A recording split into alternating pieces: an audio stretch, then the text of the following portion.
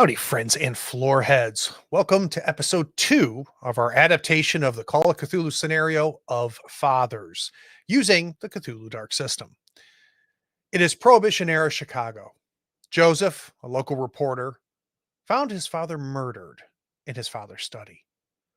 When the police investigated the scene, Joseph passed out, though he believed he had a conversation with a very pale police chief. This chief, who never was in the study, according to the detectives that revived Joseph, made a deal with Joseph. He would bring his father's murderer to justice. Joseph agreed, though the payment for this was unclear. After a night of disturbing dreams, Joseph found evidence in his father's study that led him to believe it was a woman who may be responsible, and clues pointing to the library archives at the University of Chicago. There, he met an archivist who knew his father, but seemed less than upfront about what she knew exactly. Joseph did some research in the library and found a series of books checked out dealing with the occult. We left him at the front desk with an elderly clerk trying to deduce who may have checked out these books. Will Joseph uncover what his father was involved with? Does it have anything to do with his father's murder? What did he envision while passed out? Who was the pale captain? Who did he make a deal with? We'll play to find out after the opening titles. Attention, brave viewers. This video features adults immersed in a spine-chilling horror RPG experience. The content likely includes supernatural elements, horror-related events, and potentially scenes of violence. Viewer discretion is advised. Enjoy.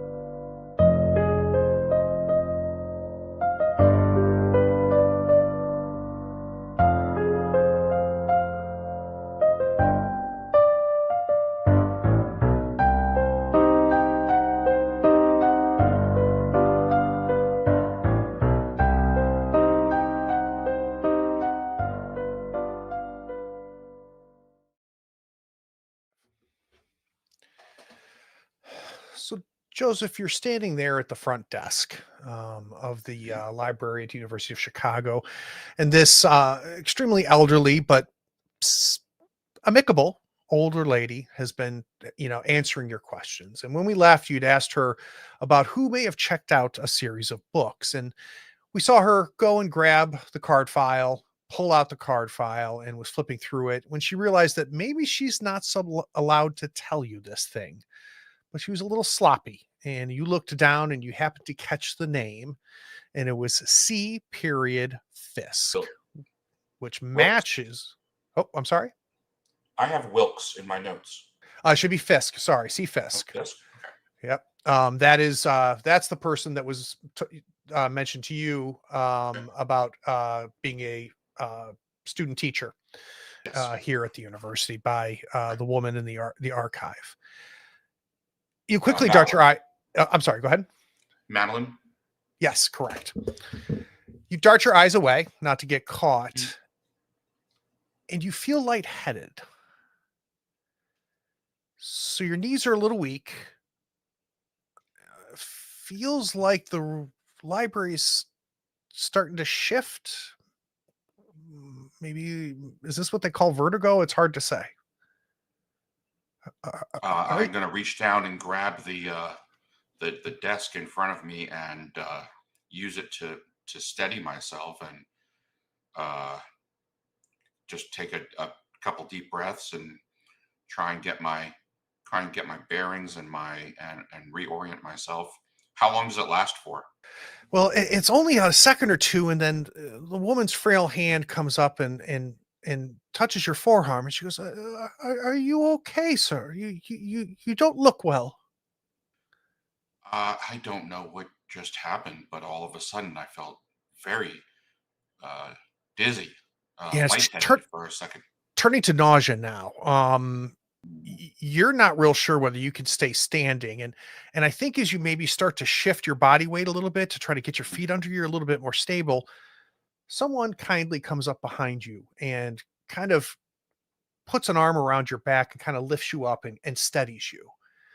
And the man says, "Ma'am, he'll be fine. We'll sit over here."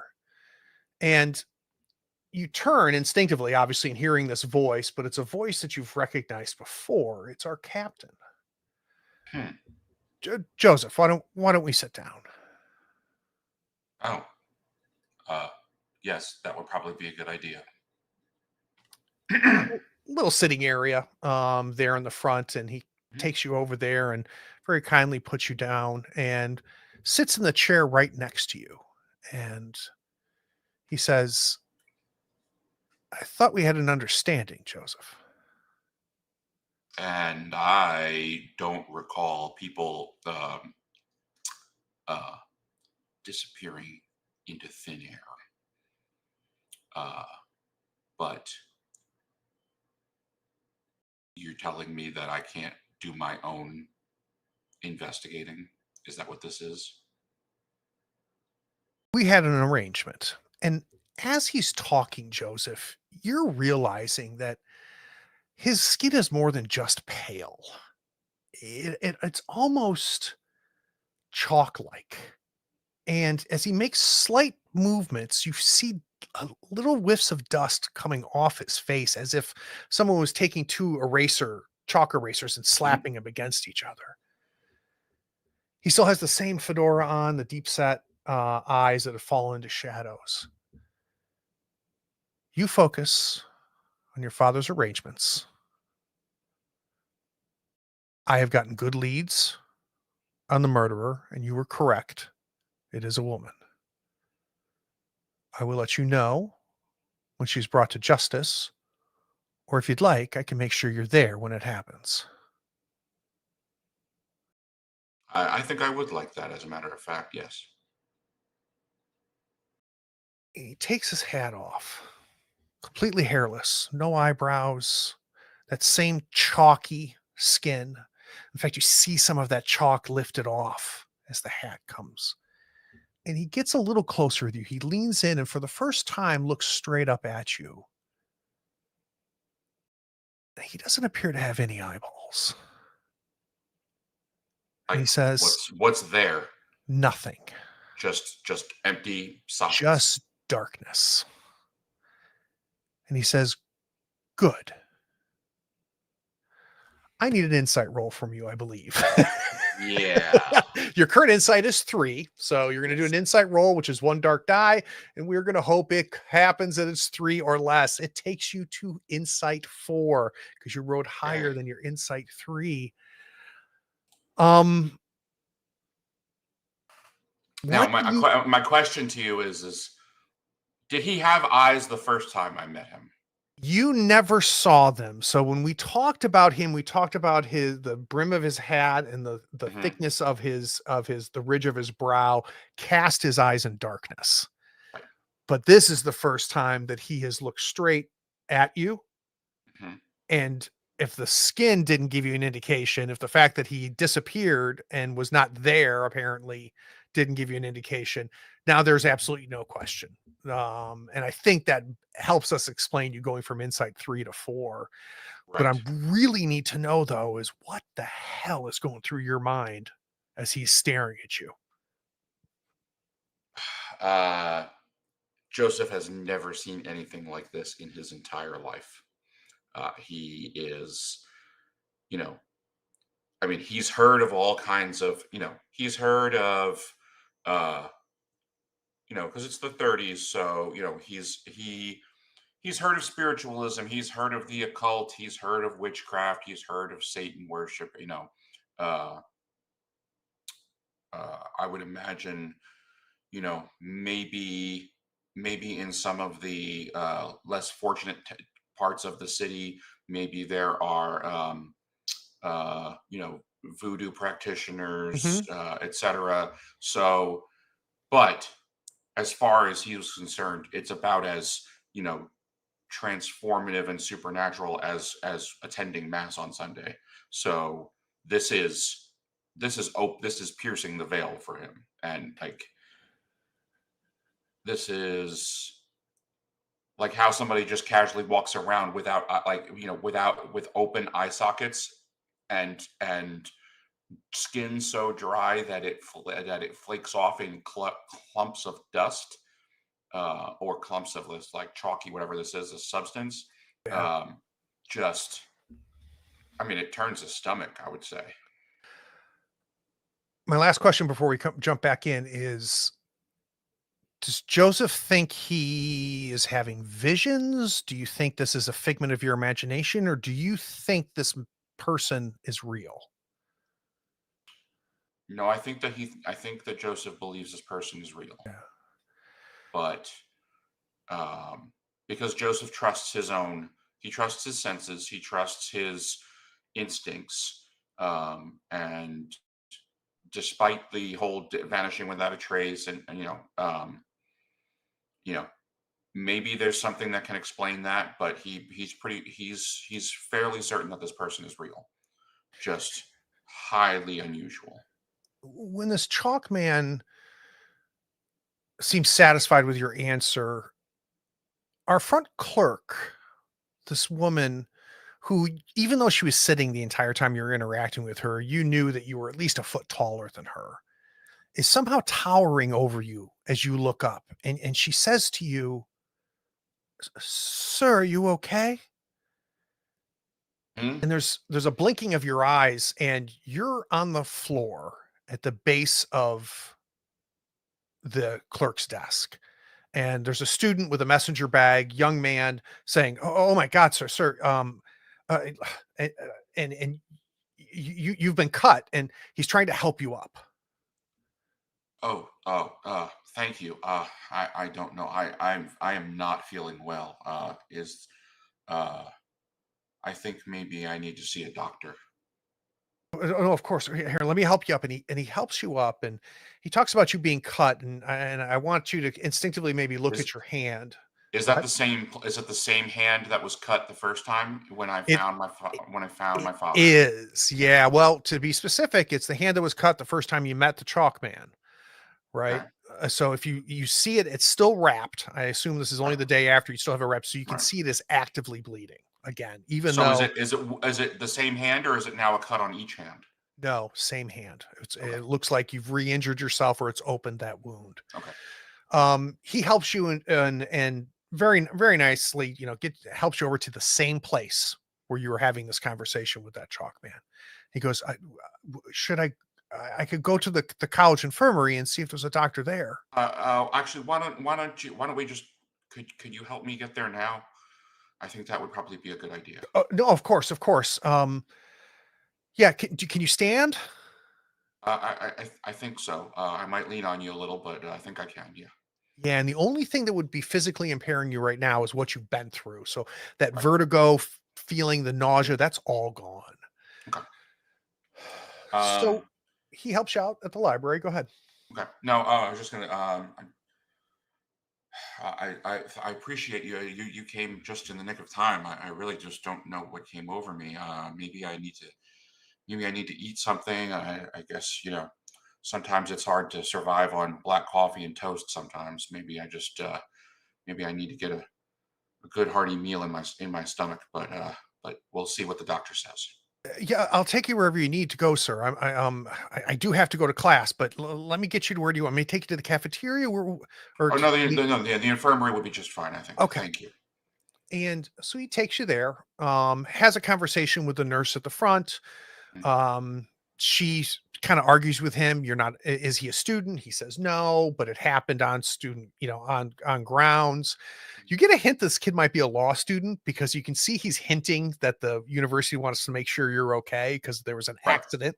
And he Right. talks the nurse into putting you on the docket. And if we want, we can just cut to the doctor coming into uh Sure. examination room. Taller man. He's Mhm. got a stethoscope strapped over his neck. He's got a white coat on, and he goes, and he looks down at his clipboard. Mr. Brown? Yes, that's right. You can call me Joseph. So Joseph, and he sets the clipboard down. He goes, it says here you fell. I must have. I honestly, I blacked out for a minute. I got very dizzy and went to leave the library, and I all of a sudden the kind woman at the desk came over to. I must have fallen. I was on the floor, and uh, yeah, it was a very strange experience. Had dizzy, nauseous. Um, really don't know what's happening. So he has a nurse come in. She starts to take your vitals, your temperature, your blood pressure, and he continues the conversation while she's doing that preliminary exam. And he says, "Now, this is something that's happened before, and No, tell me about your it's hand." um to be honest, I don't know how I cut my hand. This was just yesterday. This happened yesterday, so I guess it hasn't fully healed, but it's been a very unusual couple of days. My father was in an accident, and I'm trying to find out what's going on. And he knew someone in the library. That's who I came to talk to, um, and that's when this all happened. Just as I was leaving. Of course, my condolences on your father. That's awful, and I can tell you, um, Thank you. things like fainting spells can be stress induced. I would imagine you're under a considerable amount of stress, and he doesn't even ask. He just starts to unbind the bandage on your hand, and it's no longer bleeding, but the wound is as fresh as it was when you made it Mm, stop bleeding the last time. He looks at it. He goes, "It doesn't. It looks superficial on the palm of the hand. It'll cause a lot more blood than anything, but it doesn't look deep. In fact, I don't even think you need stitches." Nurse oh, relays to him that your vitals look good. Um, he says, "My recommendation, Joseph, is go back home. Um, allow the grief to to to to enter and deal with it. I know that a lot of times when we're grieving, we try to focus ourselves on other things. Sometimes the mind and the body needs a little bit of time." okay. Yeah, I haven't uh, had to deal with a loss like this since my mother passed. So it's been some time. So he gives you a business card and he goes, I realize you're not a student, but either feel free to have your doctor call me, or if something comes up, give me a call." Oh, thank you very much for your help. And unlike in modern times, you are now not bankrupt from medical bills. and I don't know what you're talking about. so, and he very kindly escorts you out. You're now overlooking the quad, main quad of the university. You can see the library on the other side. There's still patches of snow on the central quad. Students shuffling about, getting to their next class. So I imagine that the students have uh, a restaurant that they might frequent when they want a break from the dining hall. So I am going to go and get a very stick to your ribs, like a bowl of chili and a Coke or something like that for lunch. Just something very warming and very hearty. Um, Yeah, I'm and imagining maybe, there's probably a silver diner that's pretty close to the campus that I would imagine has pretty damn good yeah, business. yeah. And when you get in there, it is full of students, maybe a Mm, professor or two. Uh, you belly up to the counter. to the counter, and Yeah. they give you everything you need. Okay. And then from there, I suppose it would be a good time to check in. I mean, I do have to make contact with whoever the undertaker is and go over arrangements. So I suppose as good a time as any. And I don't know, maybe Chalkman is gonna stay true to his word, despite how bizarre he is. But I will, um, yeah, I will go home. I will go to my father's home. What Yep. was my father's first name again?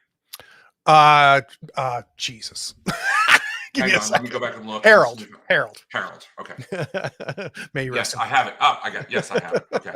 Um, so I will go back to his house. Okay. And the other thing I wanted to make sure of is I wanted to make sure that I found out for sure whether or not who his current staff was and if they were notified. Um, Um, the fact when you get there that somebody's not there tells you that that's the case. okay. So there is no help there when you get there. Quick reminder, you do have an appointment in a few hours with Detective Barnes. He said he wanted Okay. to check in with you tonight, Okay. to kind of bring you up to speed on what they've, what they found, what the ME found when he looked at the body, and if And you have anything this is the else. first weekday after. This is the Monday following, right? Because That is correct. he died. I found him on a Saturday. The Sunday was the day after. So yeah. So this is the okay. Um, all right. So at at Dad's house, I am going to get a phone book Mhm. or call the operator and ask to be ask to be put in touch with the nearest funeral home and Okay. reach out and tell them who I am, tell them who my father is, and that he has unfortunately passed, and it's necessary to begin the process of making arrangements. Yeah, and I feel like in this day and time, with the wealth that your father had, that arrangements would have been preset, and probably you would have been informed of them at some point at the will signing or something along those lines. So I think Well, you know exactly. has that even happened yet? I mean, we're talking about it's not even 48 hours. Did that Well, even no, happen but yet? yeah, I'm saying that your father made arrangements ahead of time before, Okay. when he did his will. So I think you were aware of what those arrangements were. So Okay. yeah, you call the funeral home where he's already paid for everything. Okay. The funeral director says, "I'm so sorry, but of course your father has already shared his wishes with us." We've When we found out, we notified the police that the medical examiner should transfer the body to us. If you just want to Yes, give us. they did say that they were wanting to perform an autopsy. Yes. Yeah, he was very clear on the arrangements, and if you'd like, we can have the service as early as next weekend. As long as that was his wishes was to have that taken care of as soon as possible, then yes. Yeah, Mr. Brown, we'll follow his directions. And of course, he's And already taken also, care of everything. will you also reach out to his whoever his his his coworkers at the bank? Maybe he had a secretary. I honestly, I have not remained close enough to know who his most recent colleagues are. Sir, he left us a notification list in the time in the case of his death, and he kept it up to date on an annual basis. So I will Okay, take the one that he gave us maybe about 4 months ago as an update, and I will take care of all of that for you. yeah, I appreciate that. Thank you very much. Then in that case, I don't know. Maybe I might. Actually, I think at this point I might just crash. I understand I that. think I think that it might that maybe I sit down and it's like okay, I got a couple hours, and then all of a sudden the phone is ringing and it's like you were supposed to be down at the station, sir, and I'm like I don't know what day or time it is or where I am because I just passed out. Yeah, so let's have it. I don't know if you'd go back to the study and fall asleep in the study. I would imagine that'd be a little unsettling.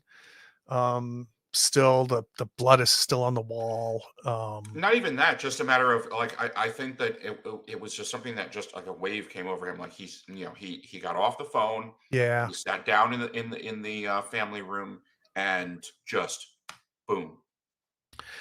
Um, you instantly almost fall asleep. Your mind and body just collapses in, needing to revitalize, and it's difficult to tell how long you've been asleep. But you wake up to a murmuring. It's low, almost slurred, like voices underwater, and it feels like it's seeping through the walls near where you're sitting. The air smells metallic, like cold coins and maybe old blood. And as you're breathing, it's labored. Your breath feels heavy, and warm. You just hear Do I these know if I'm murmurs from the walls. am I still in the family room of Harold's house? You're in the chair right where you fell asleep and you're just waking up. Who's there? No I can answer. hear you. I get up and I start looking around. I go into the study. You try to move, but your body refuses to move. You realize that you're paralyzed. Your limbs are like stone. Y you know you sent your brain sent directives to your mouth and throat to Right. talk, but Yeah. you now realize that you never said anything. Your tongue feels like lead in your mouth. By all accounts, can I tell that I'm actually awake, or is there a chance that this feels like it might be a dream? Or Um, I think as things get more and more unreal, the chances of it being a dream are increasing. okay. Um, Balancing that with talking to a guy with no eyes, I'm not quite sure. Yes. But something in front of you kind of folds into existence. It wasn't there and just opens. It's tall, narrow, and it's kind of shaking and it lurches forward towards you. And it's twistings as if each joint kind of bends in the wrong direction. And as this person comes closer to you, it changes from kind of man-like to almost beast-like. So it falls down onto all fours and its body creaks like wet wood as it drops down to like this bestial form. And you hear the cracking, like his bones are changing, and it's echoing. All of this feels like you're underwater. The air is getting thick. Your vision is starting to pulsate at the edges, like ink seeping in from your peripheral vision.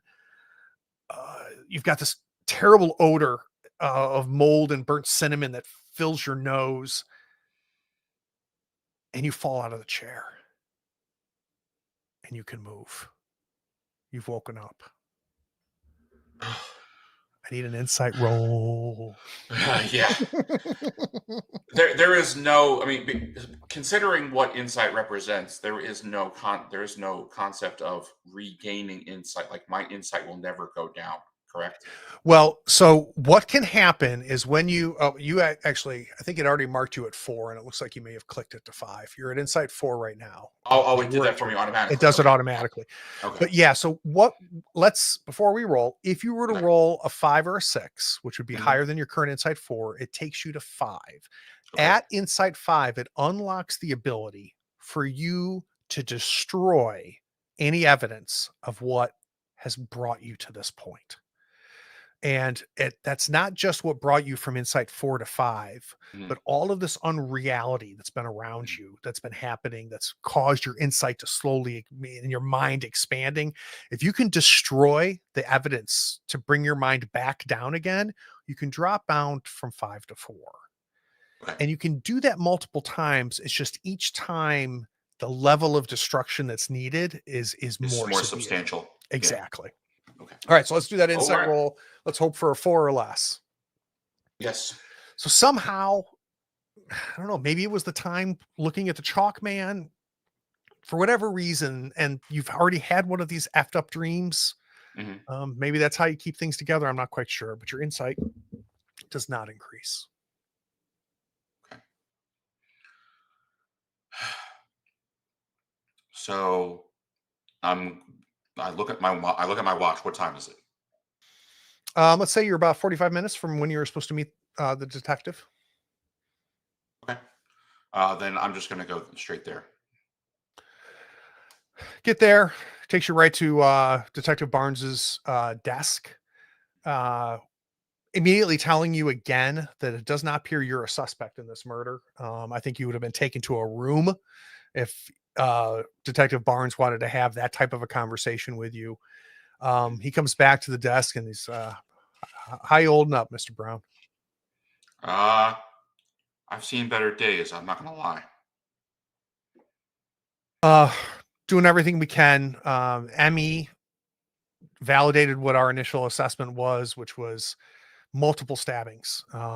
Looked like your father was stabbed multiple times from the front and from behind. it's odd. It doesn't appear he has no defensive wounds. So it's not clear what your father was doing when this attacker came to him. So I can only assume it was by surprise. Um, Either that or he knew them. yeah, that's also a possibility. You mentioned the hair. We are focusing on this possibly being a woman or a man with very long hair. I'll be honest with you, Mr. Brown. We don't have a whole lot of leads here. Your father was a beloved person. We have no indication of enemies.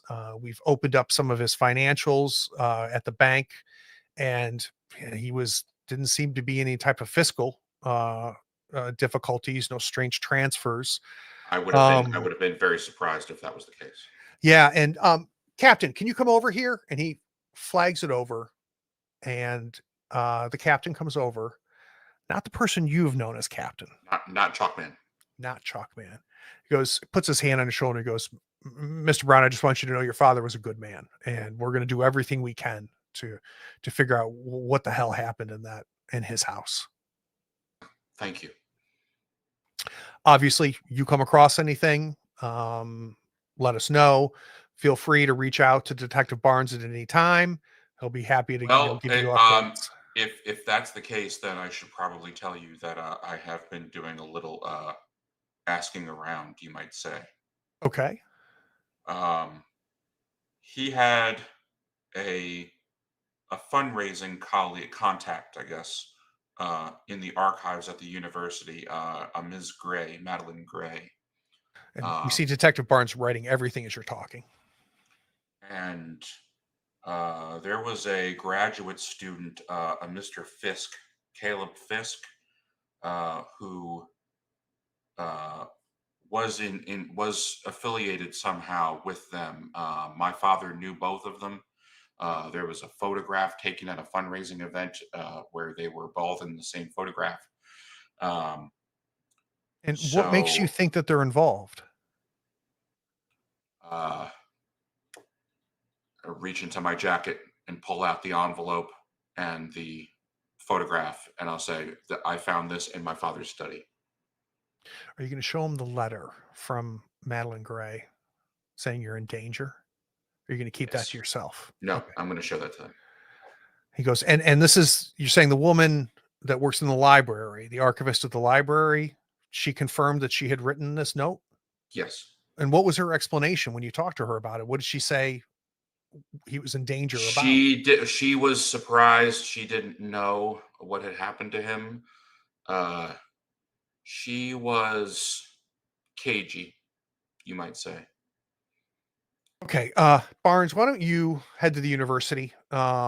First thing in the morning. It's a little late now. I doubt that anybody's there working, but first thing in the morning, Barnes, I want you down there. I want you to talk to this woman and whoever this Fisk character is, and let's chase this down. It's probably the closest thing we have is this letter. The other thing that had to do with Mr. Fisk was he had been he had checked out a number of books on um, I guess what you might call folk spiritual practices, the religious practice. You ever hear of a book called The Golden Bough? I can't say that I have. Well, it was a he was an anthropologist, or is, I guess, out above table. He might still be That's fine. alive at this That's point. fine. But yeah, he did a study of all different indigenous cultures throughout the world and compiled them in this book, and it all had to do with their religious practices, their beliefs. So he was definitely doing some research in that direction. So you're I saying the don't know. graduate student was Yes, Mr. doing this? Fisk. Yes. So and please just know that I'm just trying to understand what's happening, and please don't take this the I- wrong way. But So am I. was your father involved with this type of a cult? I have not spoken to my father in 2 years prior to Friday night. He invited me to his house for dinner, and uh, and the next morning he was gone. All right, Barnes, why don't you trace this down. First thing in the morning, I think we should definitely start with this archivist woman who wrote him the letter, and then let's figure out what this Fisk character is up to. Mr. Brown, I can assure you, we will take care of this investigation. I have no doubt of that. Any other questions while you're at the station?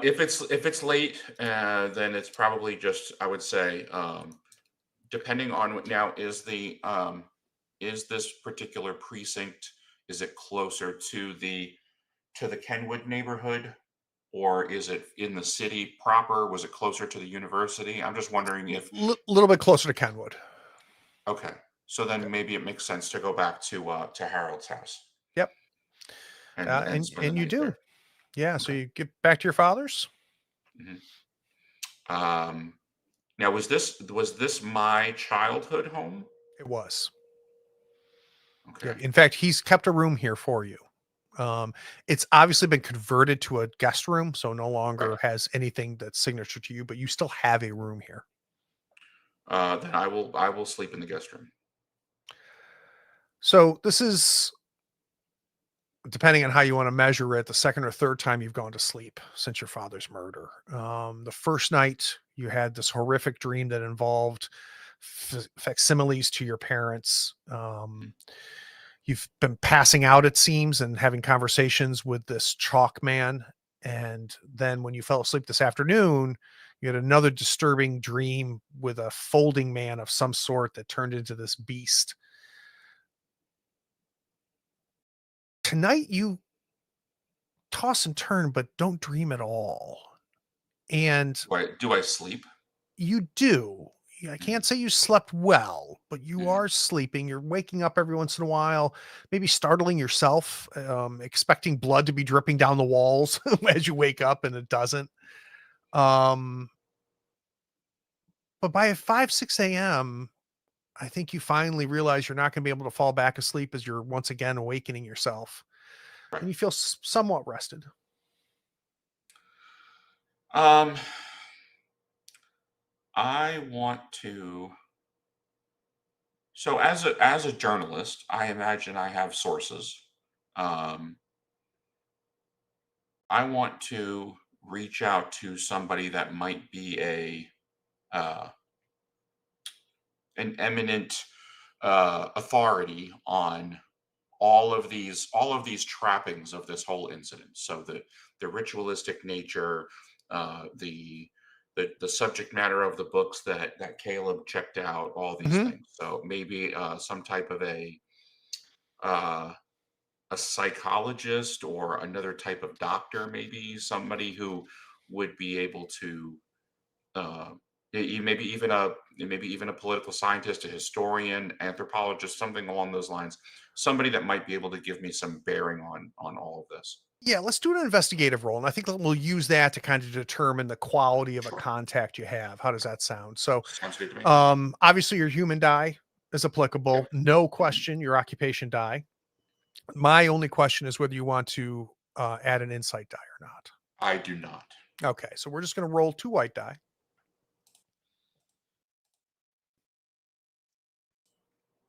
Very nice. Depending on what you want, right? So 6, 5 is the best roll. Mhm. 6 is a great roll, but it also, we're going to have to have an insight roll here coming up in a little bit. Okay. Um, you tell me, what profession do you think you were reaching out to? It's going to be somebody who's going to be give you a good bit of information. Who do you think this would be? I think it's gonna be a scholarly type person of some kind. Let's So back at the university. yeah, Do you want yeah, maybe an anthropologist? yeah. Okay. So let's have him be a professor. Okay. Maybe somebody that you've worked with in the past, discuss things with. Well, Professor Westbrook, Actually, I got an idea. please. Maybe um, maybe there was from the standpoint of a criminal investigation. Maybe there was you know it, the psychology of deviant behavior. Hmm. Um, So somebody along those lines. Yeah. So let's do a professor of psychology, and you know Yes. that this Professor Westbrook does spend a good bit of time focused on the occult and the psychological nature of cults, and so on and so forth.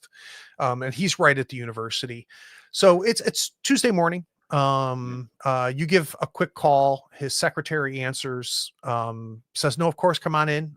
He's got office hours this morning, so you can head right over." Will do. Get to the university similar to the day before. Students milling about.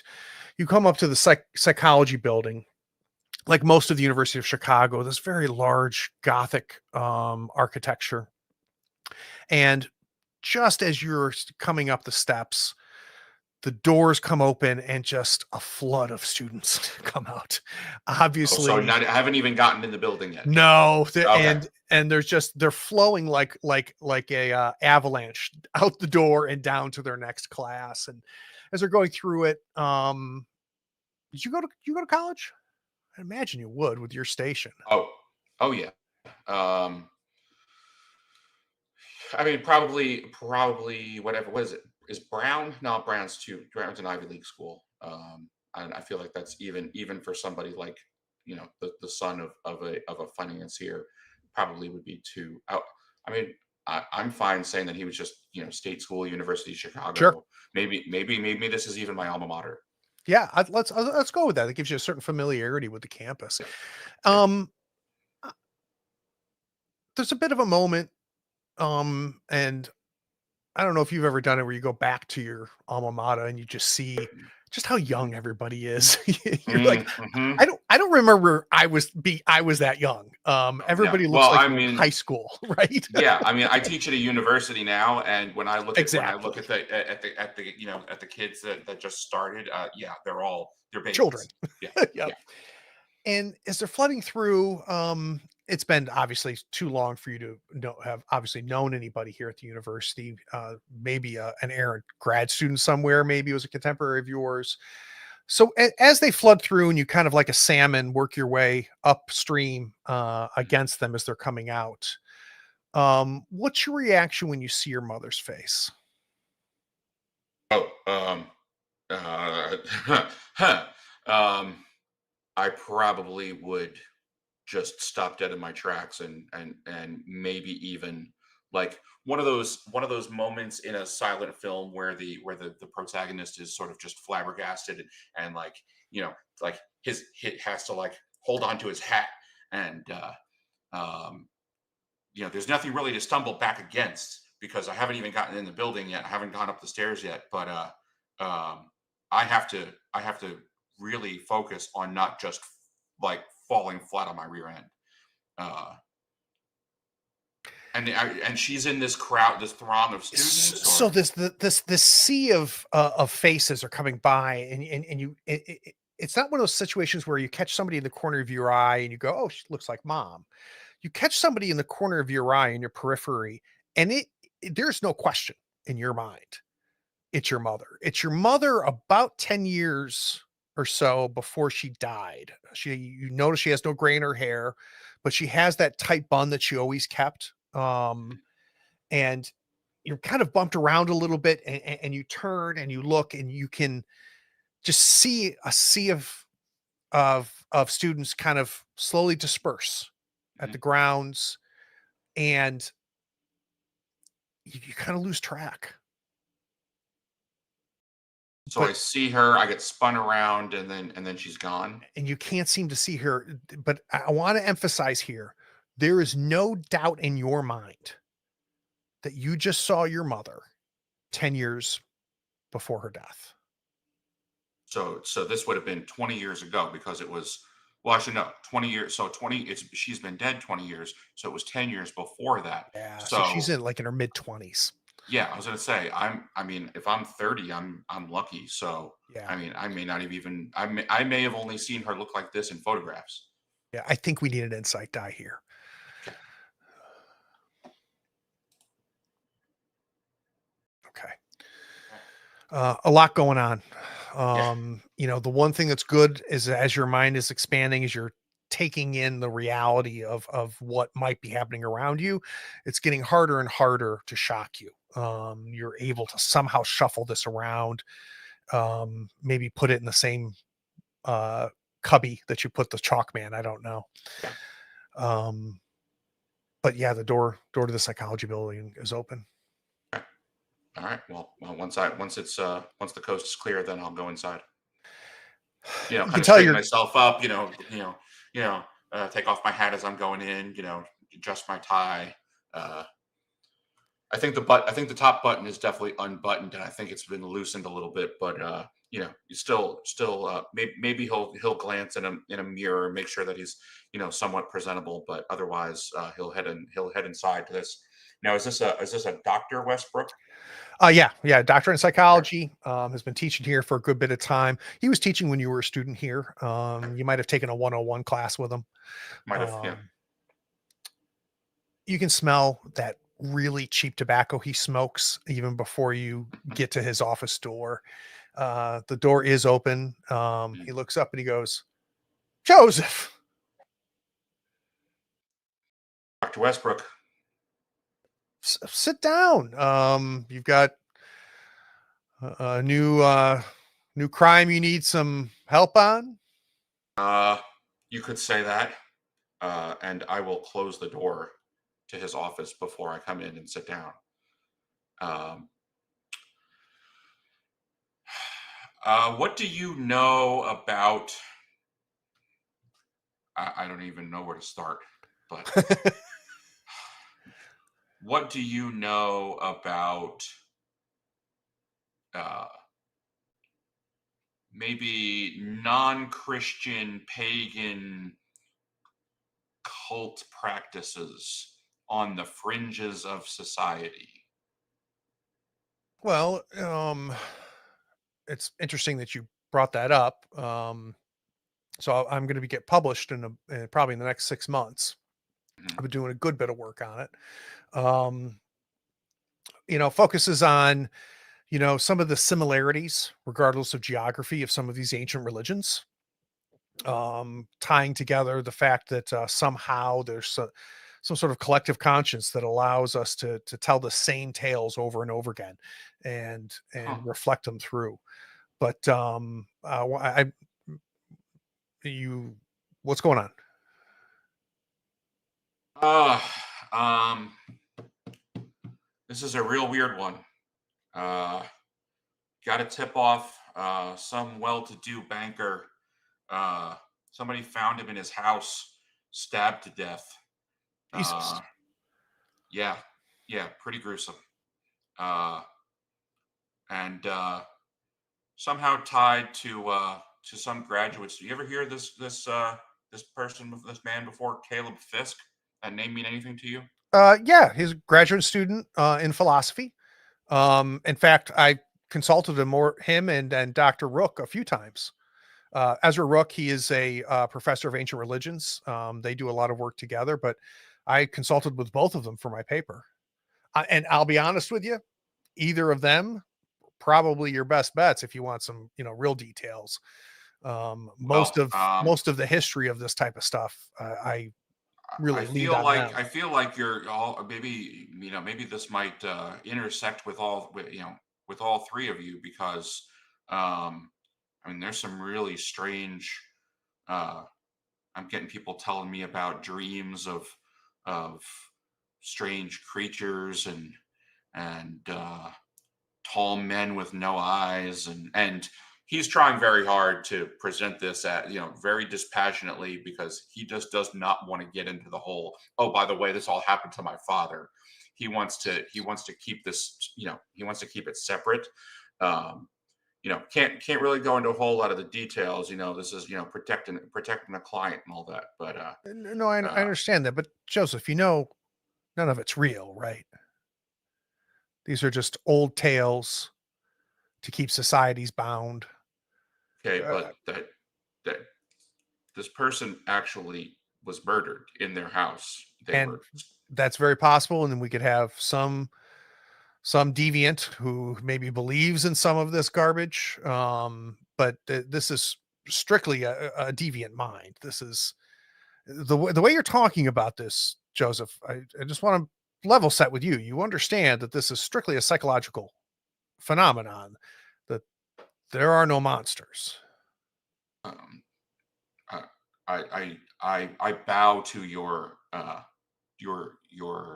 years of study in this field. By all means, I certainly am not doubting you. Uh, And I I'm want you just to keep that. trying to Go ahead. understand and just trying to figure out, you know, ultimately find this person. I mean, the police are doing what they can, but they don't have they don't have the resources to handle something like this. And my client came to me, and I don't. I'm certainly no private detective, but you know, sometimes it gets close. Well, yeah, and Joseph, I know you would never print anything, that would be um unsubstantiated. I will tell you that Caleb, and I think to a certain degree Dr. Rook, I'm not 100% sure that what they believe and they don't believe. So just be a little careful. They are very well versed on this stuff. They can be very convincing, but as a friend, Joseph, I just want to make sure that you don't lose the forest through the trees, and that you just understand that we're talking about deviant minds here. We're not talking about demons. Right, right. What do you know about the about a Madeline Gray who works in the Regenstein archives? Um, I've never met her. Every once in a while I'll have something pulled from the archives and brought to my office, but I don't know her. Um, all right. Well, you said Ezra. What was that? What was that? The ancient religions. Dr. Ezra Rook is a professor of Rook. ancient religions.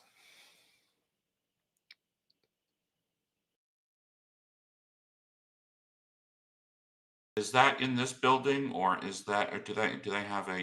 No, they've Mhm. got their own building. Yeah, Okay. Fisk will be over in the philosophy building.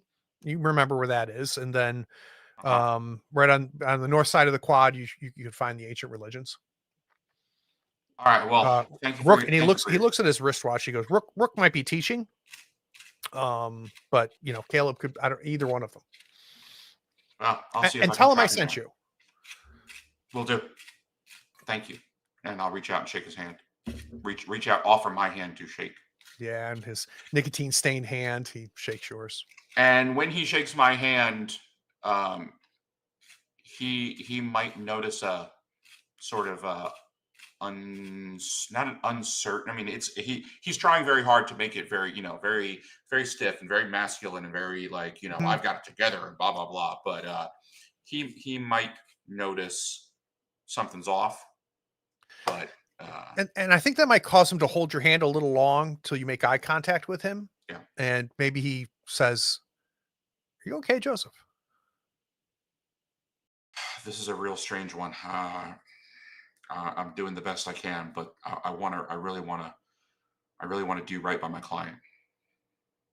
Okay. Well, if you need something, I'm always a resource. Oh, I appreciate that. Thank you. And I will head off to go look for Dr. Rook. All right. So let's go to Dr. Rook. So we're going to head off to um the ancient Philosophy. religions. Well, that's So, Caleb. Caleb is the philosophy student. but it's the philosophy building, right? So the philosophy building is its own building. That's where you would Mhm. potentially. That's where Caleb's office would be. Okay. Dr. Rook would be in the ancient religions. Two separate Oh, buildings. 2 7 buildings. Okay, got it. Yep. All right. So yeah. So going to find Dr. Rook. All right. So you cross campus. Does it make you nostalgic at all? Was there anything that you miss about going to school here? Uh, I don't think so. I think Okay, that uh, that's I fair. mean, it's not that he had a bad experience, but I don't think I think it's in the past for him, and I don't think that he really stands on nostalgia.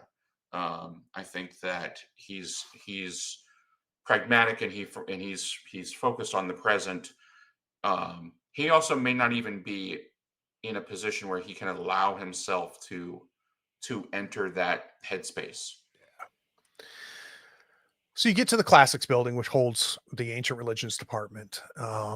You come in the front.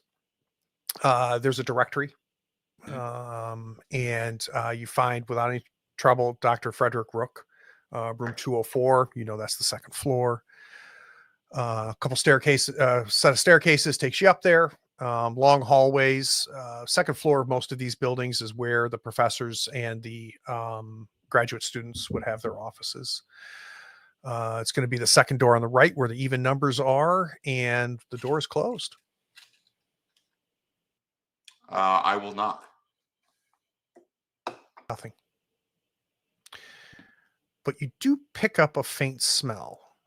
Um, it's a little sweet, maybe like soaked flowers. It's hard to pin, but it's definitely Okay. coming from the door. Honeysuckle, Not quite that sweet, but close, close, okay. close. But floral. Floral, yeah. Okay. Gonna jiggle the handle. It's unlocked. Unlocked. Okay. Well, I'm not gonna barge in. I mean, and Dr. Westbrook said that he might be teaching class, so I will go and just sort of kind of amble around the lecture halls and Okay. see if maybe he might be in teaching class in a seminar. No, no sign of him. No sign of them. No, there's classes going on, but no sign of anything being taught by Dr. Rook based on the schedules that you see on the little like temporary nameplates in front of each of the lecture halls.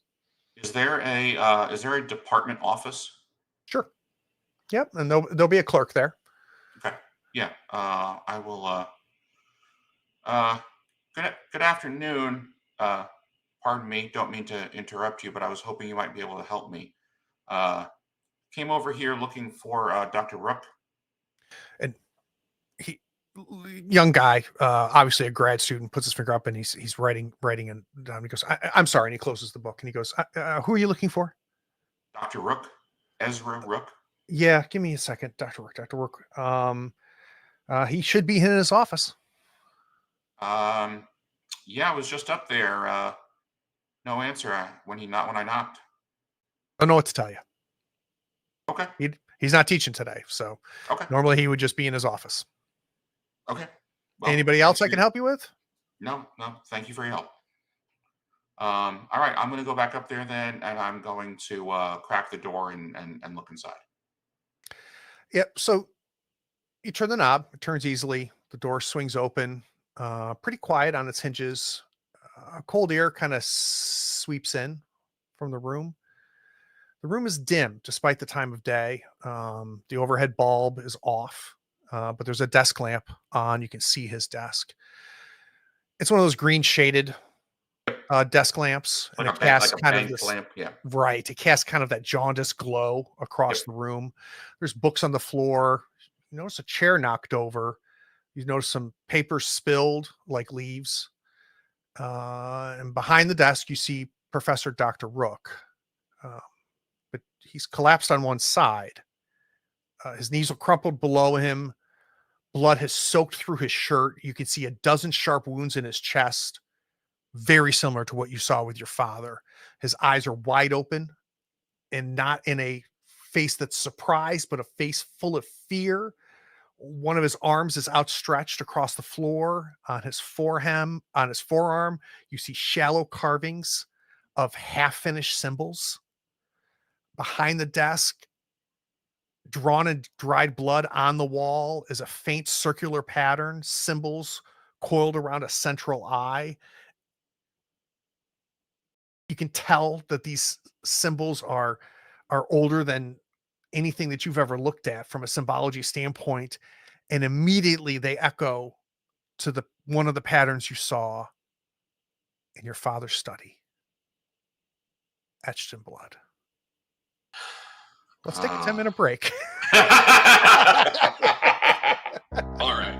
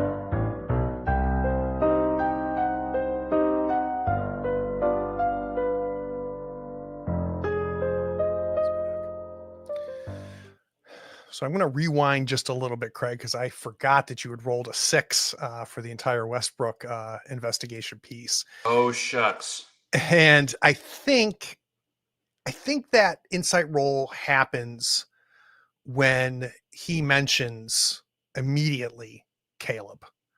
Okay. So now suddenly in your head, the circle is getting smaller and smaller. Okay. And I think so a bit of paranoia is starting to seep in a little bit. Okay. And so let's do a quick insight to take care of that 6 you rolled. Sure. Same situation. We just need higher. A 4 is good. That's the same as your current insight. Okay. So there's no impact there. Let's Okay. flash forward to you finding Rook crumpled behind his desk. Looks to be ended in the similar way to your father, to the point where even the markings on his inside of his arm look similar. And the only difference between what is being the circle patterns drawn on the wall is it seems more complete and less hurried. Okay. If you remember, your father's was smeared a bit. This is a little bit more detailed with that center eye iconography in the middle. The smell tells you Mhm. that this is a matter of tens of minutes have passed, not hours and days. Oh, this just happened. It did. Okay. I am going to. I'm not going to touch anything. I'm going to leave the way I came in. I'm going to close the door. Obviously, I don't have keys. Otherwise, I would. Unless, is it one of those locks where you can lock it from the inside and then leave, and then the door locks behind you? Yeah, is your goal to make it impossible for anybody else to find this? Not impossible, but I don't want anybody to just walk in and just find it. Like, I don't Yeah. want a student or Sure. somebody. Yeah. Sure. Um, So yeah, so let's that's fine. I do want to investigate roll as you kind of okay. look over the room and get your Sure. initial impressions here. Yeah. Again, I think we get both white die. It's just a question of Mhm. whether you want to use an No, insight die or not. I'm going to uh, keep it strictly business for right All now. right, that sounds good. All right. So a 3 gives you kind of a bare minimum, which kind of fits with the fact that you're not poking around and Right. investigating, right? This is just Right. first impressions. I think a couple key things, 2 things I'm going to give you. Okay. As you are kind of fiddling with the doorknob on the inside to try to get it to lock, you look back down again at his outstretched arm. And now for the third time, you're seeing a worn leather bracelet. The first time you saw this was on your father. The second time you saw this, it was on Madeline at the archivist. And now this is the third person with a very similar, relatively nondescript, but right hand, this worn leather bracelet. And um, thick, thin. Is it braided? Is it? It's It's just a strap. just a Oh, it's thin just. leather strap, Huh. Okay. just a worn thin leather strap. I think between the body and what I'm about to tell you, we're definitely going to need an insight roll, because you look down at the floor and you see bloodied women's footprints leaving the office Okay. Which lines up with the with way. your father. Right. Yeah. So let's do that insight roll. Okay.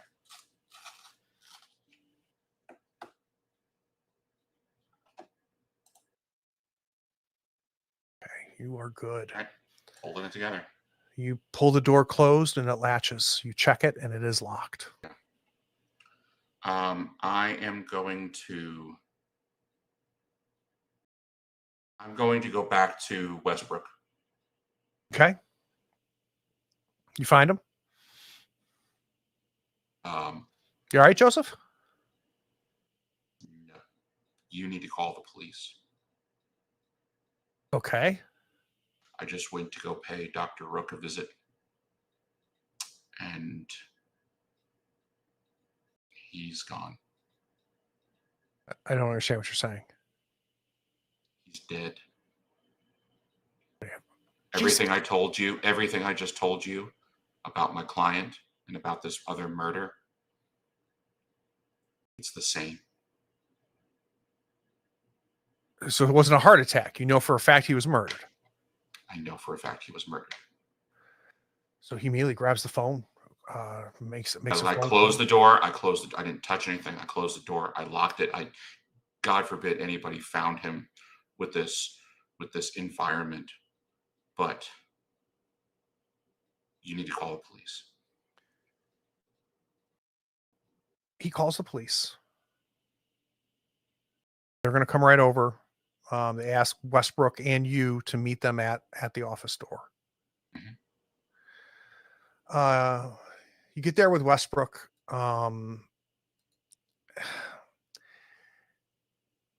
He's asking you questions. He's trying to understand, like, what are you mixed up in? So who is this other person that was killed like Westbrook? And this is a conversation happening on the way to the Classics building.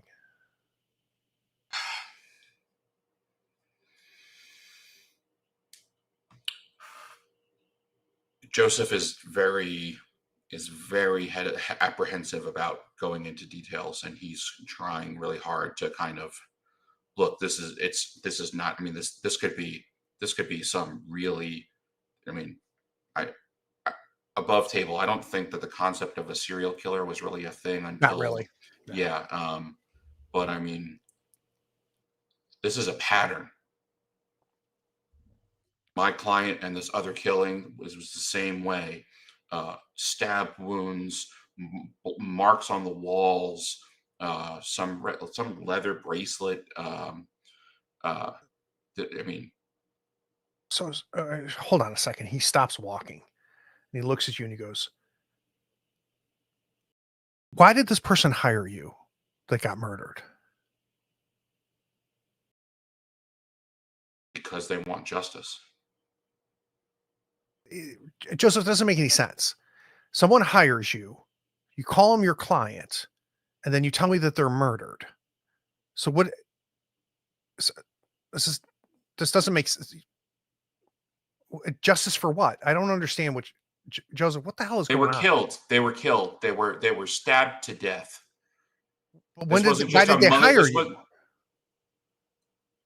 Because they know they know what I do for a living. They know that I've got connections. They know I can find things. That I've got a good eye. Was it a family member? Who hired you?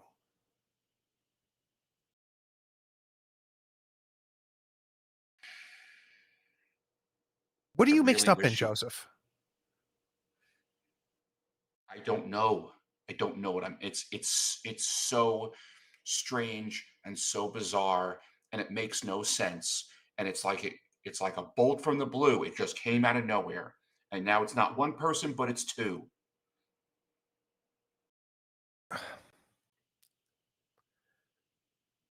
Should you be there when the police get here? Yeah, This is now they two know murders.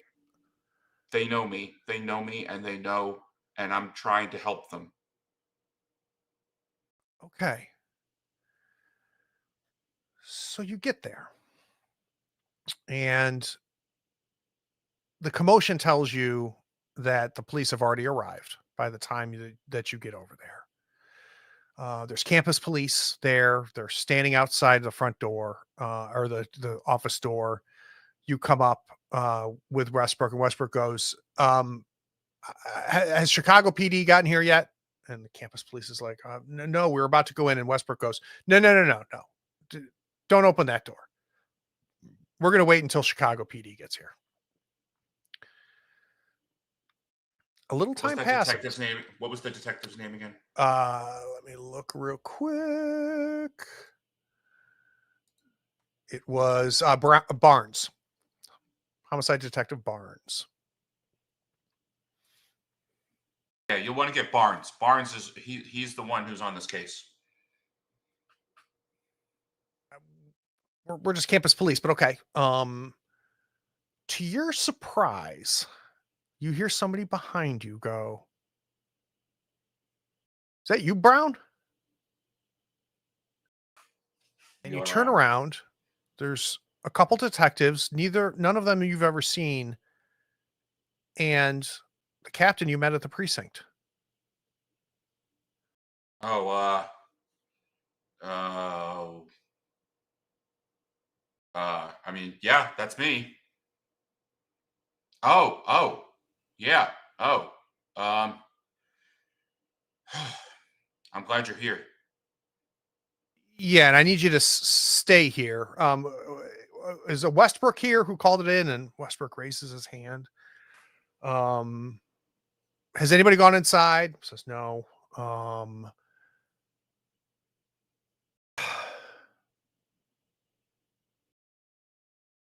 he turns to you and he says, Joseph, I hate to do this, but I think I need to put you in custody. Before Father I was didn't do. killed. I've just been told that there's another man dead in here. So the And penny if he, drops. So the penny drops as soon as the captain says that my father was killed. right.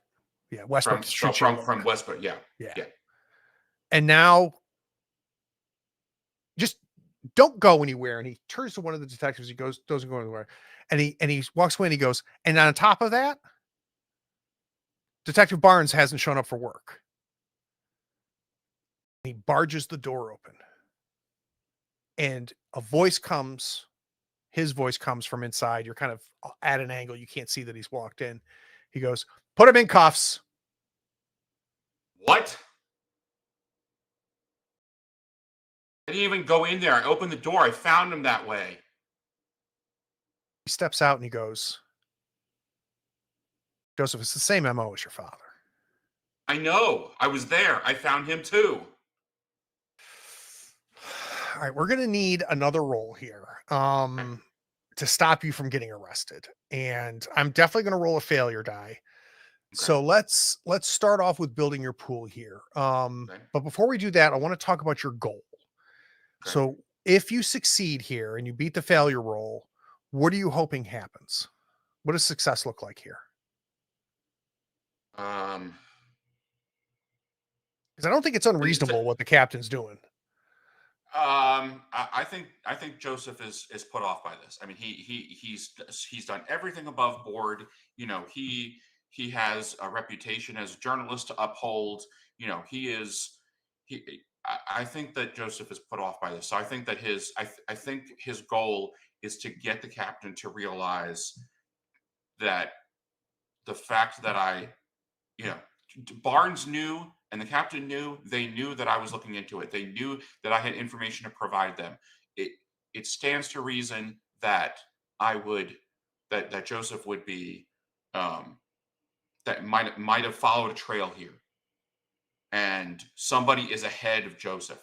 I mean, and the investigation that they do will bear it out that it only just happened about 10 or 15 minutes ago, but before I got there. So my goal is to get them to realize that I didn't do this. Yeah, and it sounds like even more than that, if I'm hearing you correctly, that in fact you're an asset for this investigation. Yeah. You're not a Hmm. suspect. Yeah. All right, I'm good with that. So, human die, yes. You can make you'll have to make an argument for No, occupation. I don't see it. I'm not Yeah. even. No, it's totally reasonable. Um, it feels like an insight die considering All the right, circumstances, but I'm that's a down. choice you have to make. Yeah, that's fine. All right, let's roll it. A one light, one dark. All right, that's freaking phenomenal news. I don't have to roll. Okay. I don't have to roll a failure die because I have to beat you in order for this to fail. Okay. So, and we don't have to role play it. There's a back and forth. Um, he says, "Okay, you just understand until we figure this out. You cannot leave Chicago. You understand that, right?" I understand that. I have zero desire to leave Chicago until we know what's going on. Okay. Um, why don't you come in here and look at this with us then? Okay. So you come into the office. We've already done a 3 on the investigative die. I think I'm going to let you roll investigation again here. Okay. Just because now you have time, right? This isn't Okay. just what you're going to fleetingly call. You point out, you probably point out the footprints to him. I'll let you tell me in a second when you point out the wristband. All right. But let's do the investigation Human. first. Yeah. Human and occupation. Not going to No risk question. beyond. Yep. All right, so a little bit better here. So you're going to get whatever a competent investigator would get. You point out the footprints to him. Are you going to mention the leather bracelet? Yes. Okay. So you point that out Yeah. to him. That is so. Uh, he has it. Harold had it, and that gray woman had it too. Okay. And he says, "You sure it's the same?" You say, "Yeah." Um, let's give you a couple other things here. Um, you find and notice a book that's been pulled off of the shelf, and it's lying open on the floor. The book's title is The 13th Veil. You can see blood splatter on the book, which tells you that the murder, this was pulled down and opened either before the murder or as the murder happened. Um, That's there the title. The title of the book is The 13th The Veil. 13th Veil, yep. And there's a passage that's underlined in red pencil. Um, and it says, "The mask shall walk again when memory and vessel are bound."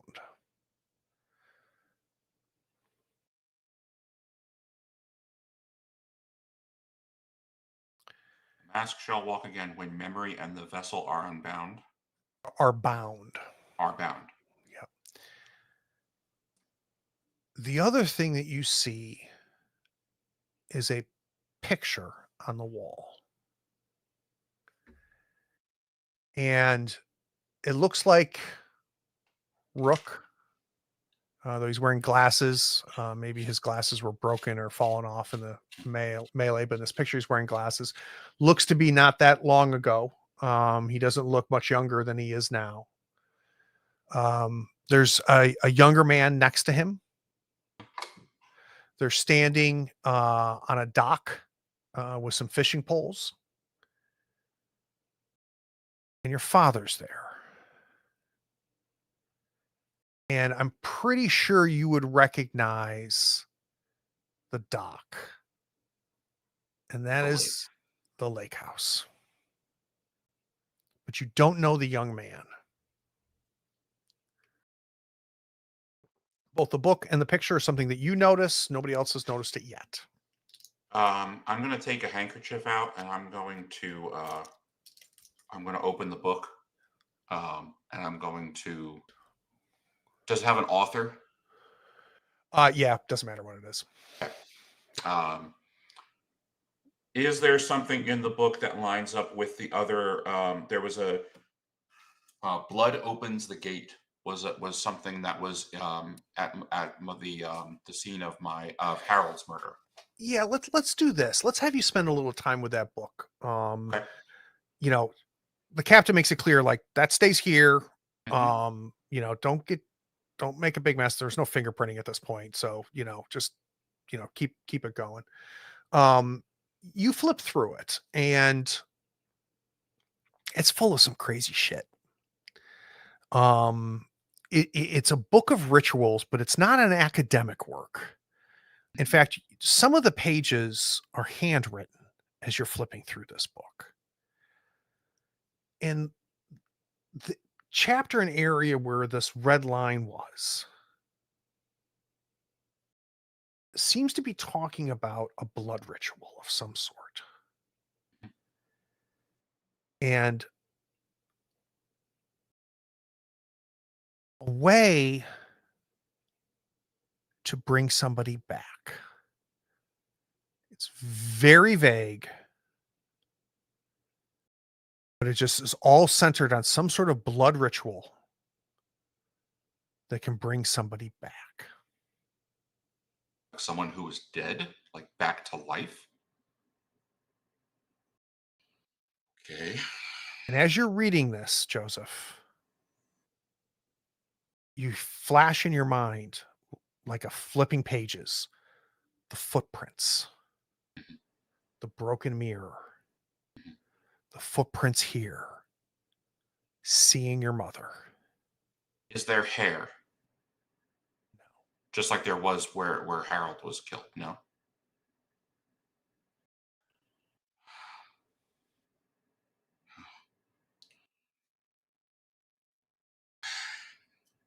I mean, I'll point out the passage to the captain.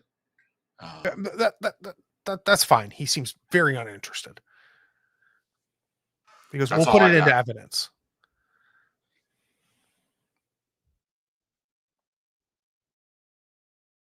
And I mean, Joseph is just at a loss.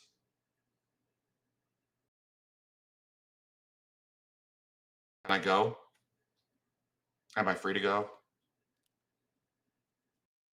If I need to find you, I'll be able to find you either at your father's house, your apartment, or at the paper. Do you understand me? Mm-hmm. Loud and clear. Heading out. As you head to the stairwell, you open up the door to the stairwell, you start to go down it, and somebody is coming up the stairs Mm-hmm. and locks eyes with you. Mm-hmm. And it's the man from the picture on Rook's wall. And there's just a moment where the two of you are just staring at each other. He has stopped moving up. He has a certain level of recognition on his face. The only time you've ever seen this face was on that picture. Who are you? And nobody.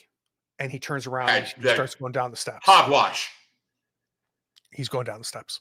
I'm gonna try and grab his arm and stop him. All right, let's give that a roll. So it'll be another roll. Is that gonna be another action? Yeah, other action. So definitely your human die. Okay. I will be rolling a failure against you. Okay. I don't think this is an occupational expertise. I don't think that. I don't think so either. I don't think that Joseph gets into many physical scrapes too much. So. Brian's in the chat and he says, "Hogwash, such language, sure." All right, so I mean, BS is not a word you would say then. So if I want to keep it period appropriate. Let's give it a roll. All right, we've got a 3. The bare minimum, something. And I rolled a 5. So you start to scramble down the steps, and this person slams the door behind you or behind him as he gets back into the first floor. You push open the door on the first floor, and there is no sign of him.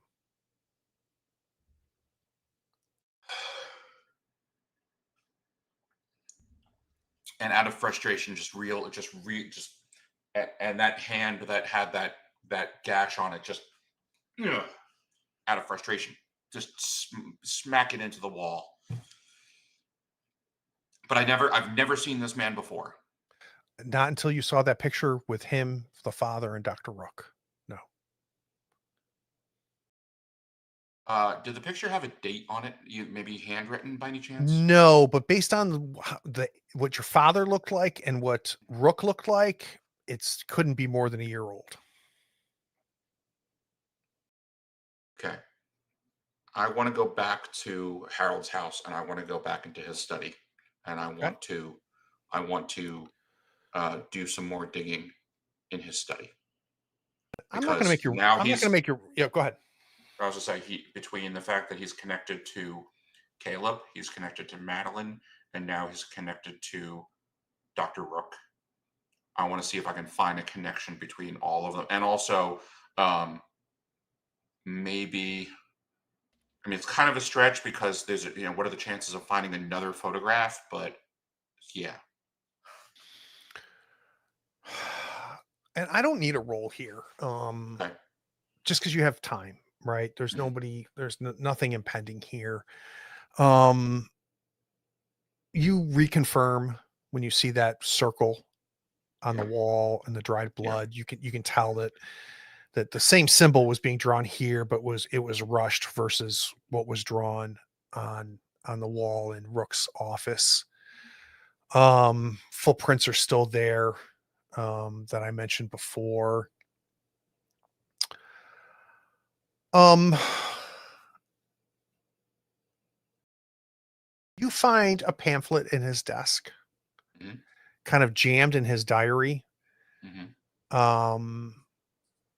And it's a kind of a flyer for a lecture. The name of the lecture is "The Dreaming Gods and Other Forgotten Ancient Deities." And it's a lecture being What the hell, Dad? given by a Dr. Ezra Rook on November 3rd of 1926 in the Classics Building. You said the Dreaming God and other. The Dreaming God and Other Forgotten Ancient Deities. How far back does his diary go? It's been his diary for the past 2 years. Just real quick though, on Yeah. the bottom of this flyer is in your father's handwriting. It says, "Ask what Gray is not telling me."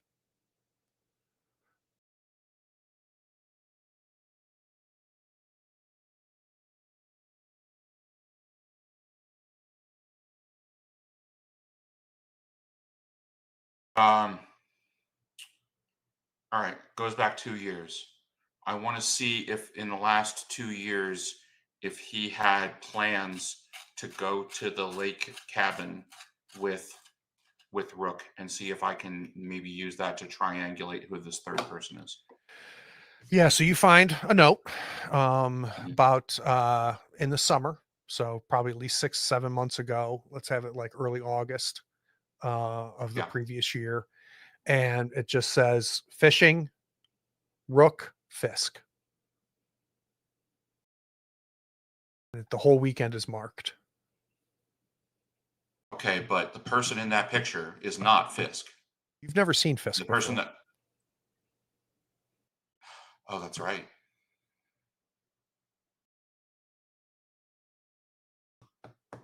Okay. Um.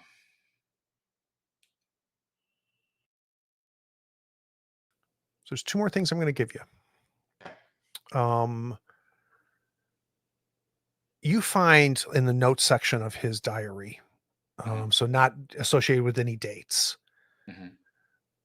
you find it written several times, a phrase in your father's handwriting. It says, "The dead do not return home. They build new sanctuaries in forgotten places."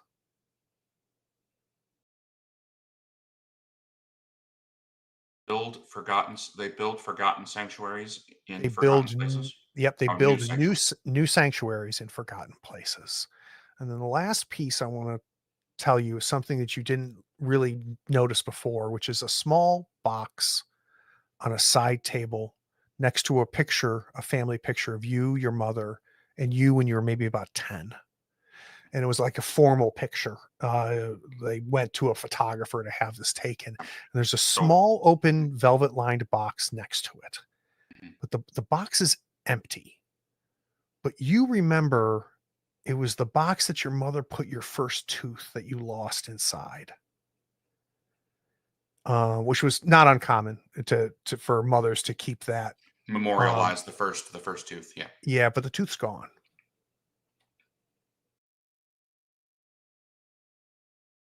Okay. I'm going to take the pamphlet. I'm going to take his diary.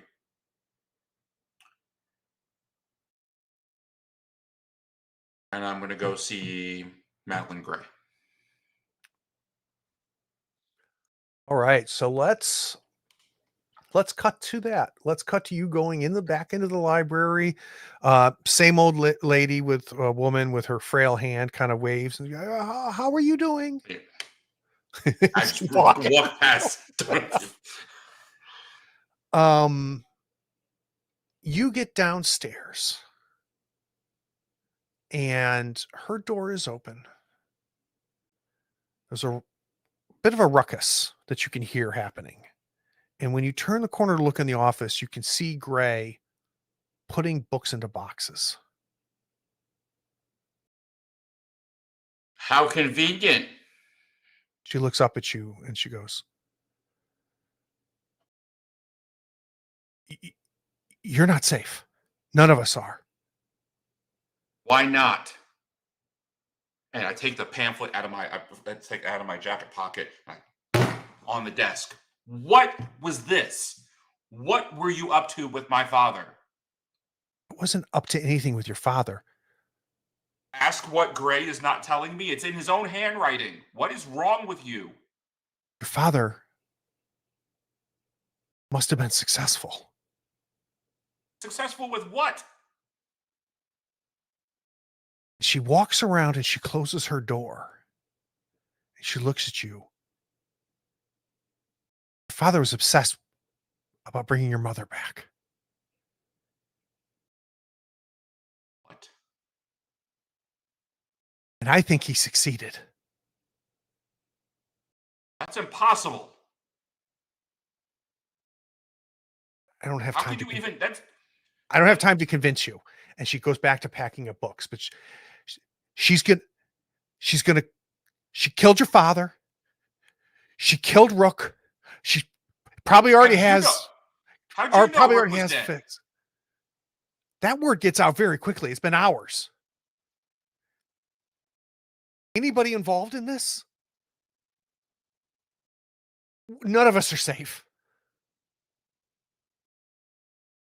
Who are these people? The 13th Veil. What's that? I would help Dr. Rook dig up old tomes and books. He was involved in all of these ancient things. I never thought it was real. We would meet on a regular basis, and she kind of shows her wristband. She goes, "This is how we knew we could talk to somebody about what was being Yeah. studied." Yeah, Dad had it, and Rook had it. I never thought any of it was real. But my God, somebody or something is killing us. And I think your father is the reason. I mean, I don't know. I haven't talked to him in 2 years, and then all of the stuff happens out of nowhere. So I've got nothing to go on.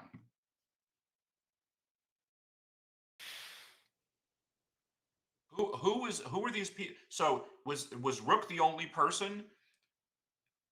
It was me. It was Fisk. Fisk brought your father in. Your father wasn't just casual though. He wasn't just he was very specific about specific Where is types of Fisk? rituals. I think. Where is Fisk? We need to find him right now. I have no idea. I'm leaving. So what? You're just gonna let this happen? I'm not going to die. Yeah, but somebody else might. All of this needs an insight roll. You finding out your father's doing blood rituals, all of this.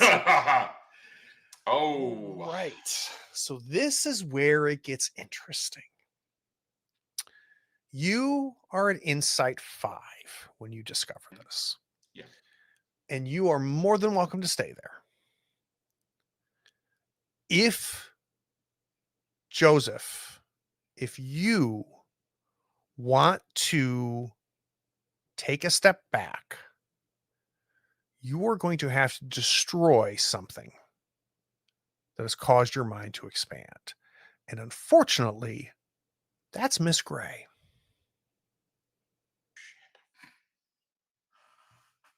No. Because as far as I'm concerned, my father was taken in by something that he didn't understand, and So this was all done to him. so I'm got you. his So, brother. but you're going to accept and believe everything Gray Yes. told you, Yeah. and you're going to take that in. That is an Yeah. easy explanation of what causes your mind to expand at this point. Yeah. Unless you stop her, she's leaving. I mean, you got to do. You do what you think is right, but you got to live with being a coward. She just shakes her head. I'm gonna find these people, and they're gonna pay. How much of what she told you do you believe as she leaves? Where is Joseph's head right now? Well, the idea of bringing somebody back from the dead just is not plausible to him. Even at Insight 5?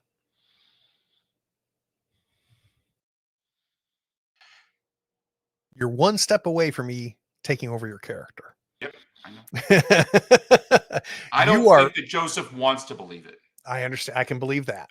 I don't think that he wants to believe it. I don't think that he wants to believe that his father could have believed it. You want to talk about one of the like this rational man calculating, numbers and figures, and how could anyone have duped him into believing that somebody could come back from the dead? But the one thing that we need to square here is that you believe it enough that you weren't driven to save your mind enough by destroying the evidence of what you've learned. So that was a Because very I want yeah, because Joseph wants the truth. understood. You're just standing there, I would imagine, in an incredible amount of shock.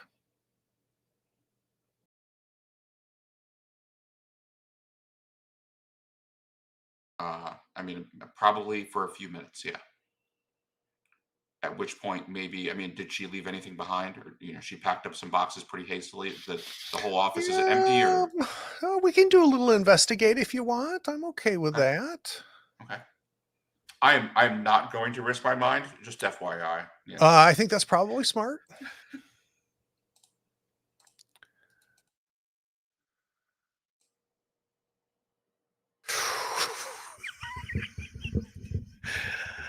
All right. You do a little bit of poking around on what she left behind. And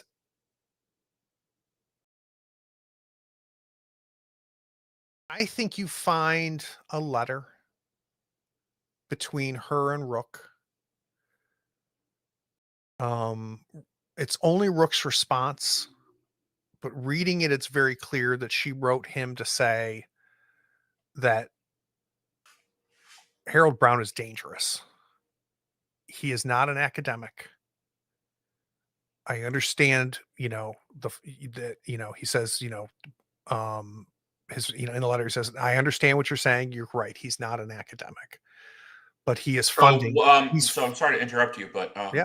so Madeline was a librarian, like library scientist, so to speak, Yeah, in yeah, the she's somebody strict that sense. worked, Okay, yeah, basically, a woman, archivist living and working in the basement, right? Where, okay.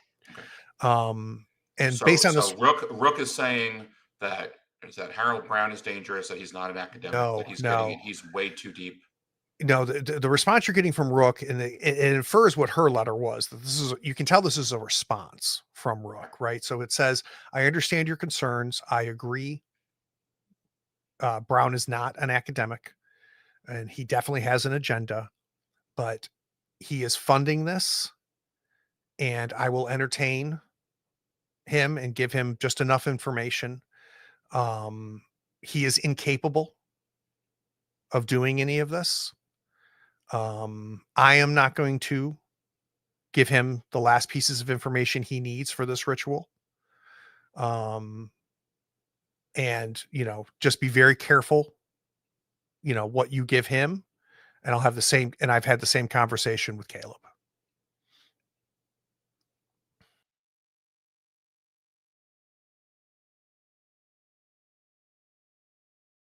All right, I'm going to take the letter and I'm going to go to the precinct. Okay. You find our captain.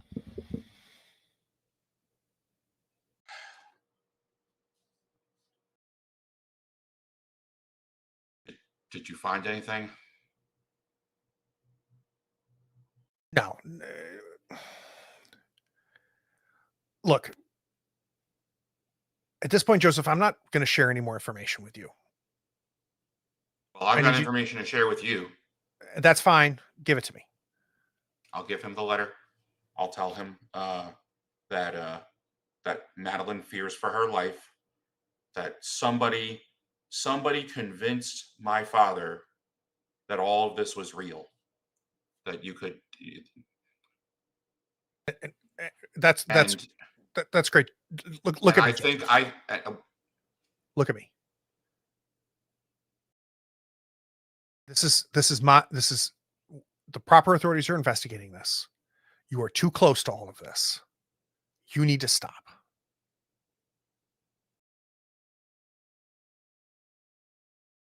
and he just sort of looks down to the ground.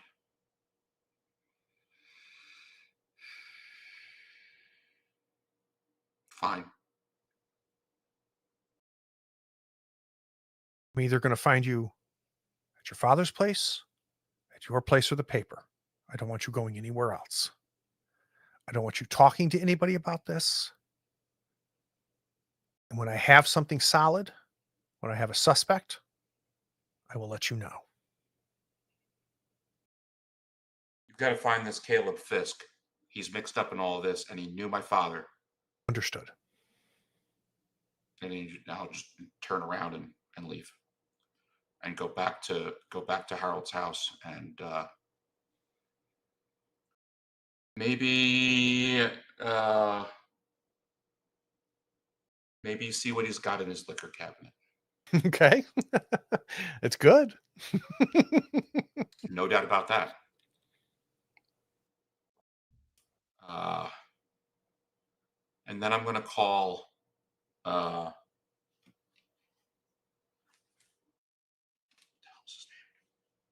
Westbrook. Okay. He picks up.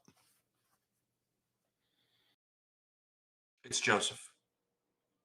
How you doing, Joseph? I've been better. Can you come over? I'm at my father's house. Yeah, no, of course. Yeah. Give me a half hour. I'll be here. He comes.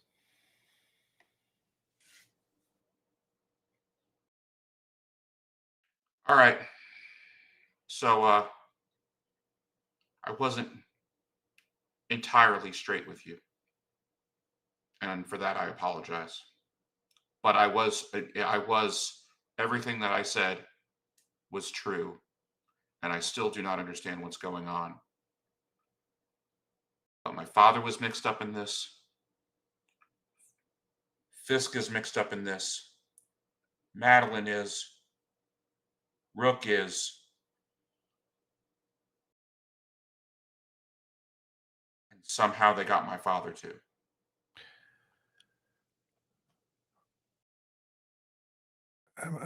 It's obvious, Joseph, that there's some other party, some other member of this little study group that they had that is killing the others. Difficult, and it appears to be a woman. I don't know who that would be based off of the footprint in my conversation with the captain. I think that you need to make sure your doors are locked and you're keeping yourself safe. I can only anticipate that you are on this person's list, based on the number of questions you have, or maybe the fact that were you part of the study group? No, I haven't Maybe spoken you're to my. safe. I don't know. I have not spoken to my father in 2 years. Do you have someplace you can go? Yeah, I can go back to my apartment. Okay. All right. But you got to look out for yourself too. And Madeline thinks that she's on the list, and she flew the coop. Understood. I don't think I would stay here. You know what? I do have some place I can go.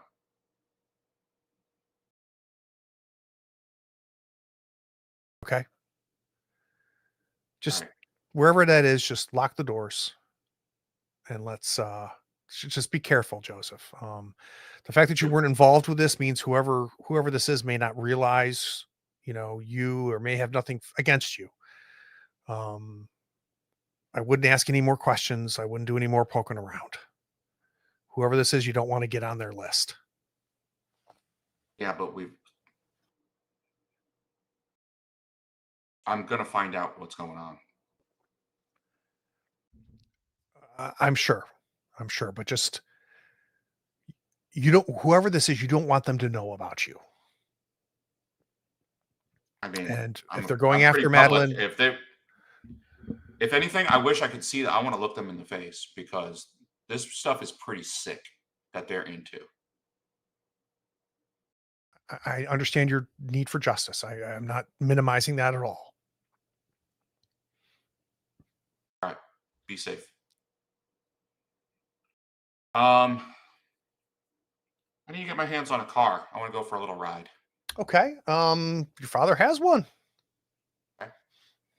I want to go to the lake house. right. It's about an hour and a half drive, but we can do that. Okay. Are you prepared for that? You I need am. okay. I am. So it's gonna be pretty dark. Okay. You're well out of the city at this point. It's south. You're Maybe south. is it nighttime? Yeah. By the time you get All there, right. it's gonna be dark. Then I'll hold off. I'll leave first thing in the morning. Okay. So you leave first thing in the morning. Yeah. You drive south. I think it's pretty amazing, but like you just remember where it is.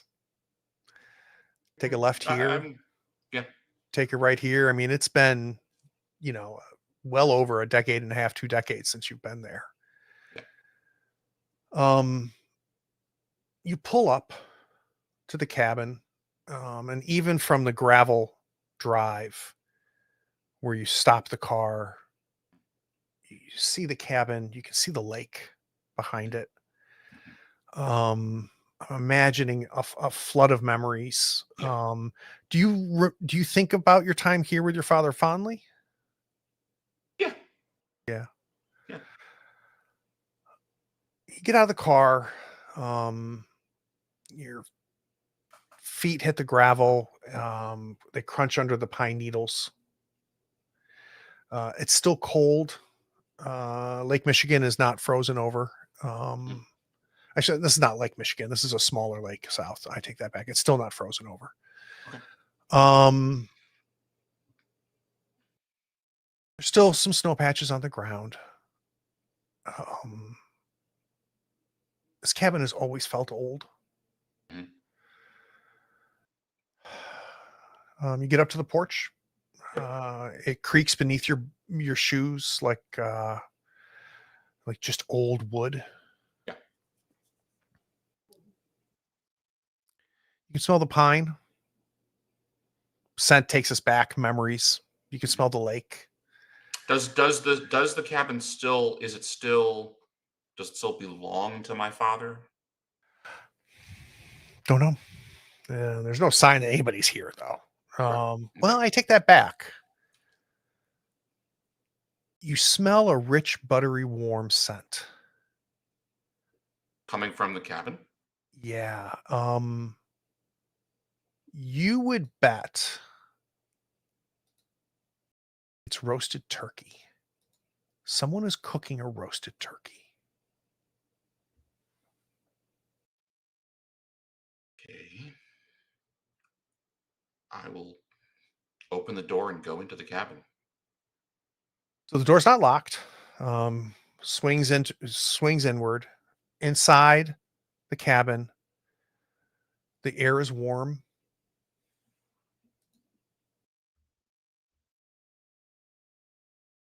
It's almost womb-like, heavy with the scent of herbs and meat. Everything is spotless in the cabin. Not clean like someone's been living here, clean like it was prepared Mhm. for a visitor. Mhm. In the kitchen, at the stove, is a woman, black hair, tied in a bun. Her back is to Yeah. you. Her sleeves are rolled up. She's humming.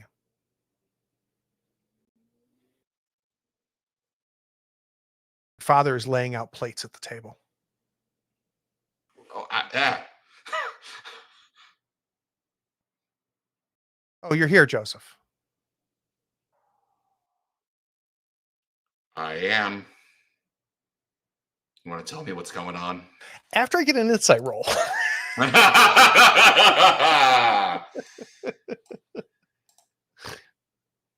All right. You're at a five, still at a five. Um,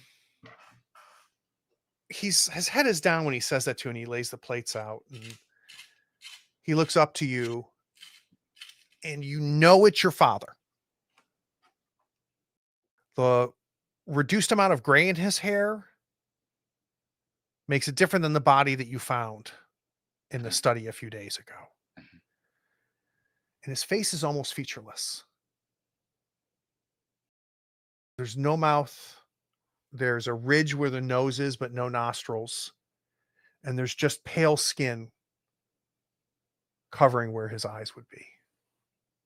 So his voice is it's his voice, but no mouth.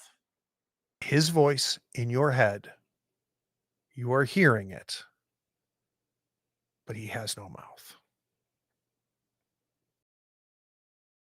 Honey, sit down, your mother says. And does she look the same way? She has got her back to you.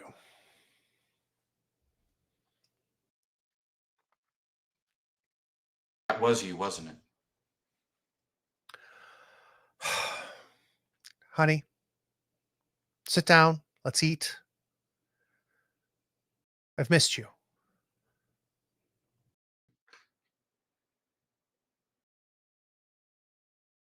I'll sit down. Your father sits there. Um, Even without features, you can sense how happy he is. There, you smell the green beans coming out of the oven, that scent of boiled potatoes. Mhm. Your mother still has not turned around. She's pulling the turkey Mhm. out of the oven.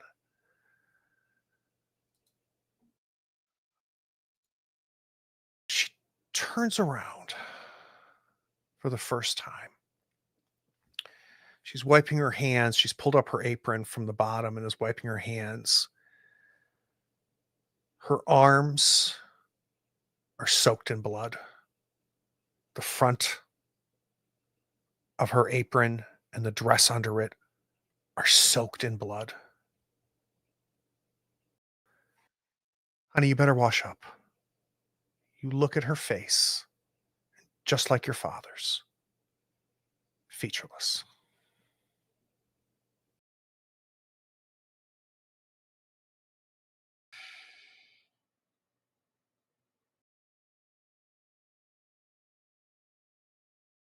I would really appreciate some answers right now. Honey, go wash up. I will go through the motions.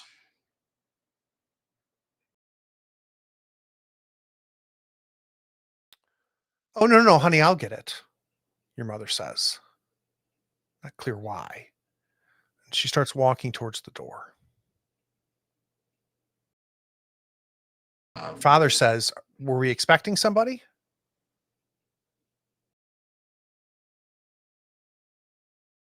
She's opening the door. And the chalk man is there.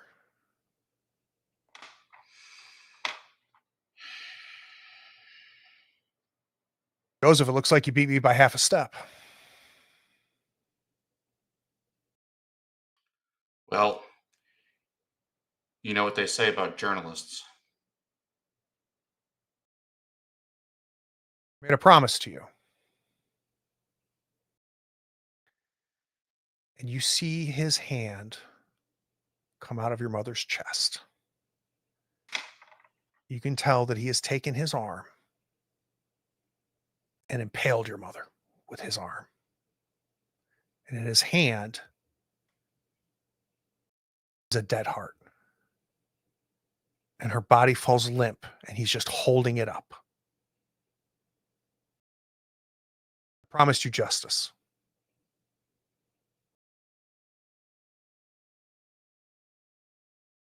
And he's just like,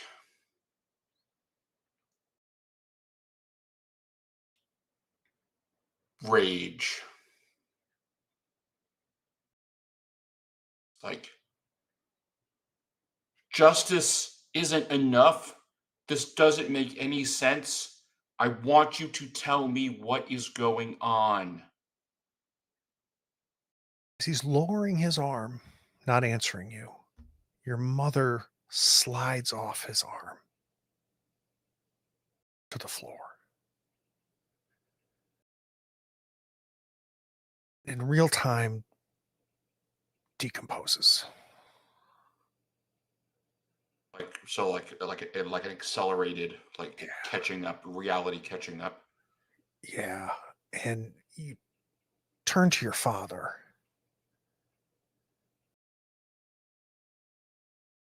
He's fallen to the table and he's in essentially the same condition he was when you found him, but maybe like 4 days later. So the skin is purple. Mhm, The smell, mhm. oh, is so nauseating. Insight roll. You promised me just. Oh, I'm sorry. What did you say? Insight roll. Oh, okay. Well, all right. Let me say what I'm going to say, and I'll give you the Please. roll. Um, you promised me justice when this was just a murder, and it's gone beyond that. And you are hiding things from me, and I want the truth. There it is. So here's what happens. And I'm going to have one last decision for you. Okay. He walks over. You try to get up. He presses you back into your chair. Mhm, He doesn't have to do that again because you're unable to get up mhm, after that. mhm, He slams a paper that he takes out of his jacket pocket in front of you. mhm. And there's words in a wet ink written on the top of the paper and a bloody handprint at the bottom. Mhm. We made a deal. I have held up my end of it. Are you going to hold up yours?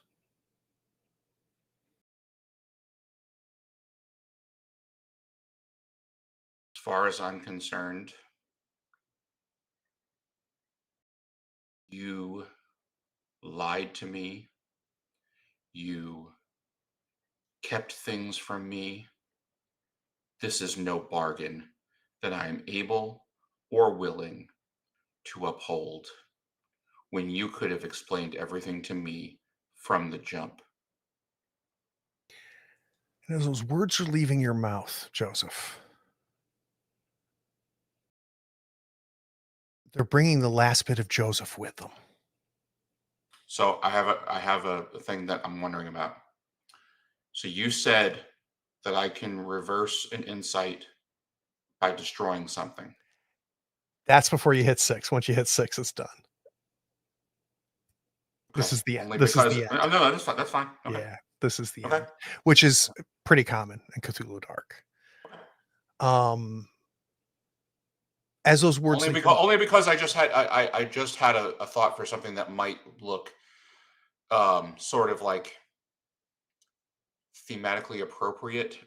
regardless of the mechanics, which was to basically like to make some sort of a desperate gesture to fend this guy, to cut this guy off at the pass, which is to like maybe uh grab an oil lamp or something like that and burn the cabin.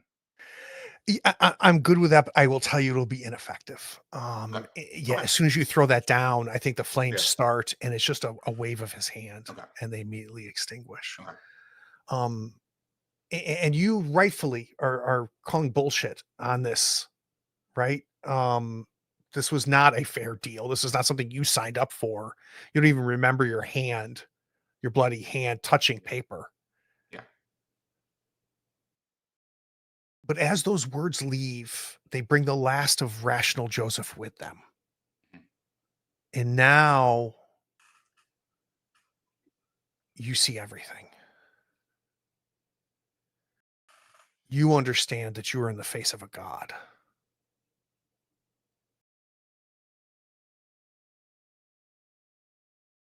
Okay. And what do you think, as an epilogue, is the first thing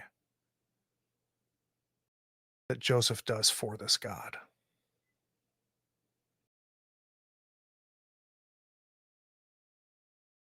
to help repay his debt?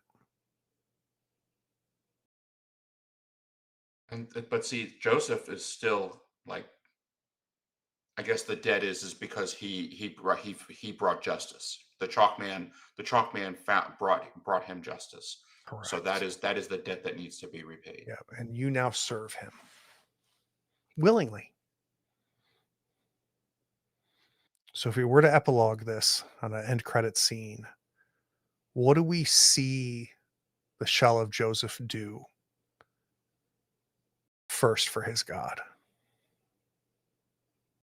I think he would write a story that goes in the newspaper about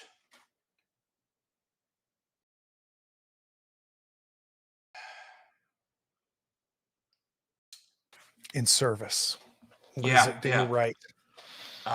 So he writes an article about this the dreaming god, and about the 13th veil, and he sort of like he makes it this sensational, like it's almost like a conspiracy theory, like, this has been kept from us, and you know uh the dead do not die, and we have been lied to, and you know I have uncovered startling information. So I mean, it's like an expose, tell all. We don't have to say goodbye to our loved ones. And uh, regardless of the cost. I mean, he'll be fired from his job. He'll be destitute. He'll be penniless. He'll be,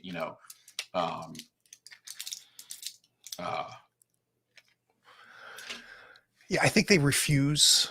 If you're okay with this, I think they refuse to print it. I don't see the Chicago Daily News letting that print. But what I think the last image I want to throw out there is a newsstand in Chicago, where we see the Chicago Daily News, but at the very bottom in a pile is one of those rags, and it's your headline and your byline. Let's go to credits. We got a lot to talk about on the other side. All right.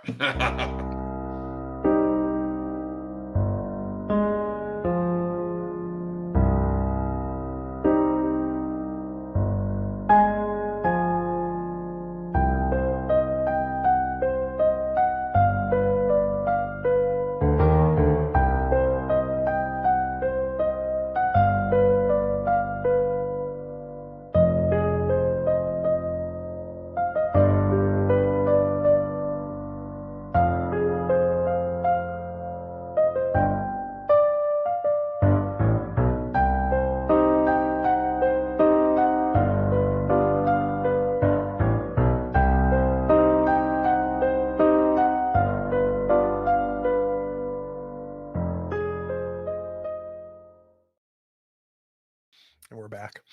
So during the credits, I was telling Craig, I'm like, man, you did very well at the end. These are hard. These sometimes can be hard endings to go through, but I thought that I really loved the idea of you writing that story. And then you told me how angry you were. So why are you so angry, Craig? Because I lost. Because I failed. I failed my father. I failed these other people that, whether or not it was Chalkman that was actually responsible or somebody else. But that's why I'm so pissed. Brian in the chat says, it's Cthulhu, man. You always lose. So I guess final thoughts, stars and wishes. So thoughts focuses on more the game mechanically, the scenario that we ran together. What's your final thoughts?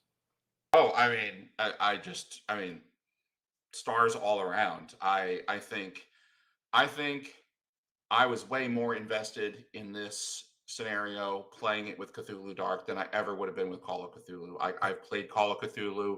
I've played Delta Green. I've played and I played it in the in the 20s, and I played it in a Western environment, whatever. And basic role playing just does not do anything for me. Interesting. That's just so talk to me a little bit more, because that's really interesting how you found yourself more invested with this system. I just I think the Is it the simplicity? flavor and the vibe, the simplicity, I think it got it across to me way better than, a sheet of 50 skills and Right. just roll percentile under, and yeah, All your never. stats are 30%. Yeah, yeah. Yeah. It just never did anything for me. Yeah. But the scenario, I obviously don't know where the printed one deviates from. You said that you modified it pretty substantially from Yeah, I right after. did. I did, and I'll let you take a peek at it, now that we're Okay. done. Yeah. And this is, and I'm gonna preface this by saying that there's nothing wrong with the scenario as written. I think it's a wonderful one-to-one scenario, and I think if you run it using Call of Cthulhu as written, you're gonna have a great time. Um, I found myself struggling with it as I was Mhm. preparing, and I realized that what I was falling in love with was the basic premise, which is this father. And so things that are true in this, that are true in the original, you've got the father, the father's, it's presented initially that the father's murdered, where you find out that the father is the cause of this, right? And Mm. that, that he's, trying to do a blood ritual. Um, it is not the mother is not involved, so there's no Right. bringing back the mother. Right. Basically, there is a conspiracy, and you're led, from point A to point B to point C to figure out who's behind this conspiracy. And then there's a huge thing, the chalk man is there as part of it, but it plays a much different role than I had him play Okay. in here. But yeah, I'll be very interested when you have a chance to read the original. Okay. You'll see, where it is. And again, this is a struggle I had. I think, again, anybody who would read it would be able to run it without any difficulty. Right. But yeah. Um, But yeah, I mean, it's wishes. I I wish that I had that I didn't hit 6 insight. I wish I really had more of an opportunity to go after, because I think that in Joseph's heart of hearts, that he did not believe that his father was willingly a willing participant in this. He believes that he was duped, yeah. and and he believes that all the woulda, shoulda, couldas. If I had stayed closer touch with my father and had gotten any whiff of this, I would have been able to help him. I would have been able to put a stop to this. All those regrets. Um, but stars. I mean, like I said, stars all around. The scenario, the changes that you made to it. The atmosphere, the mood. Good. Uh, you know, yeah, everything. High marks for. Yeah. I like the idea of the fact that Harold did get what he wanted. Right. And not only were you betrayed, but he was betrayed as well by this god, Yeah. right? Which Mhm. which is, that's how it always works, right? When you make a deal like that and you get involved in stuff like this. But I really enjoyed, and I appreciate how much space you gave me. I really enjoyed that final scene in the cabin. That Yeah, what's moment. funny is that's it's when Westbrook asked, "Is there some place you could go?"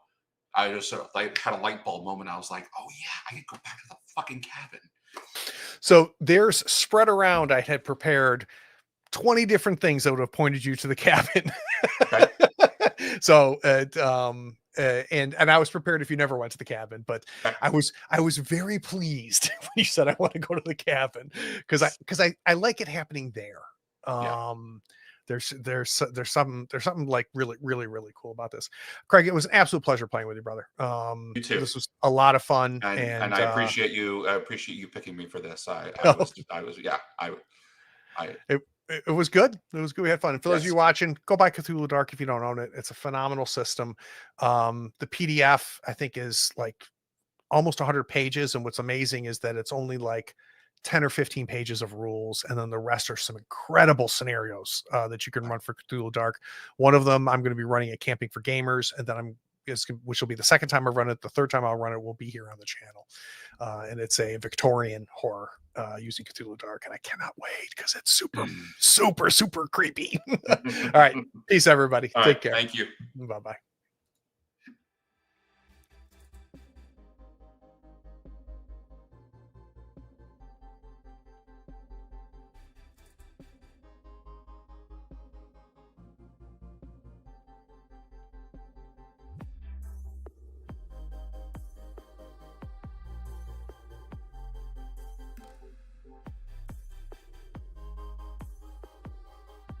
Howdy, friends. Thank you for watching. All our content is archived and organized in playlists on the Third Floor Wars YouTube channel. Check it out. And if you could like, follow, subscribe, and even set your notifications to this channel on YouTube and Twitch, we'd appreciate it, and it'll make sure that you catch all of our content. I talk with creators, designers, and experts across the gaming landscape in every episode of our podcast, Tabletop Talk. Open up your favorite podcatcher and search for Tabletop Talk from Third Floor Wars. Support your creators. They make the content you love, and it's your support that makes it happen. If you want to help us, go to Third Floor Wars on patreon.com, and you can help us for as little as $1 a month. Thanks again. We'll see you next time. Take care.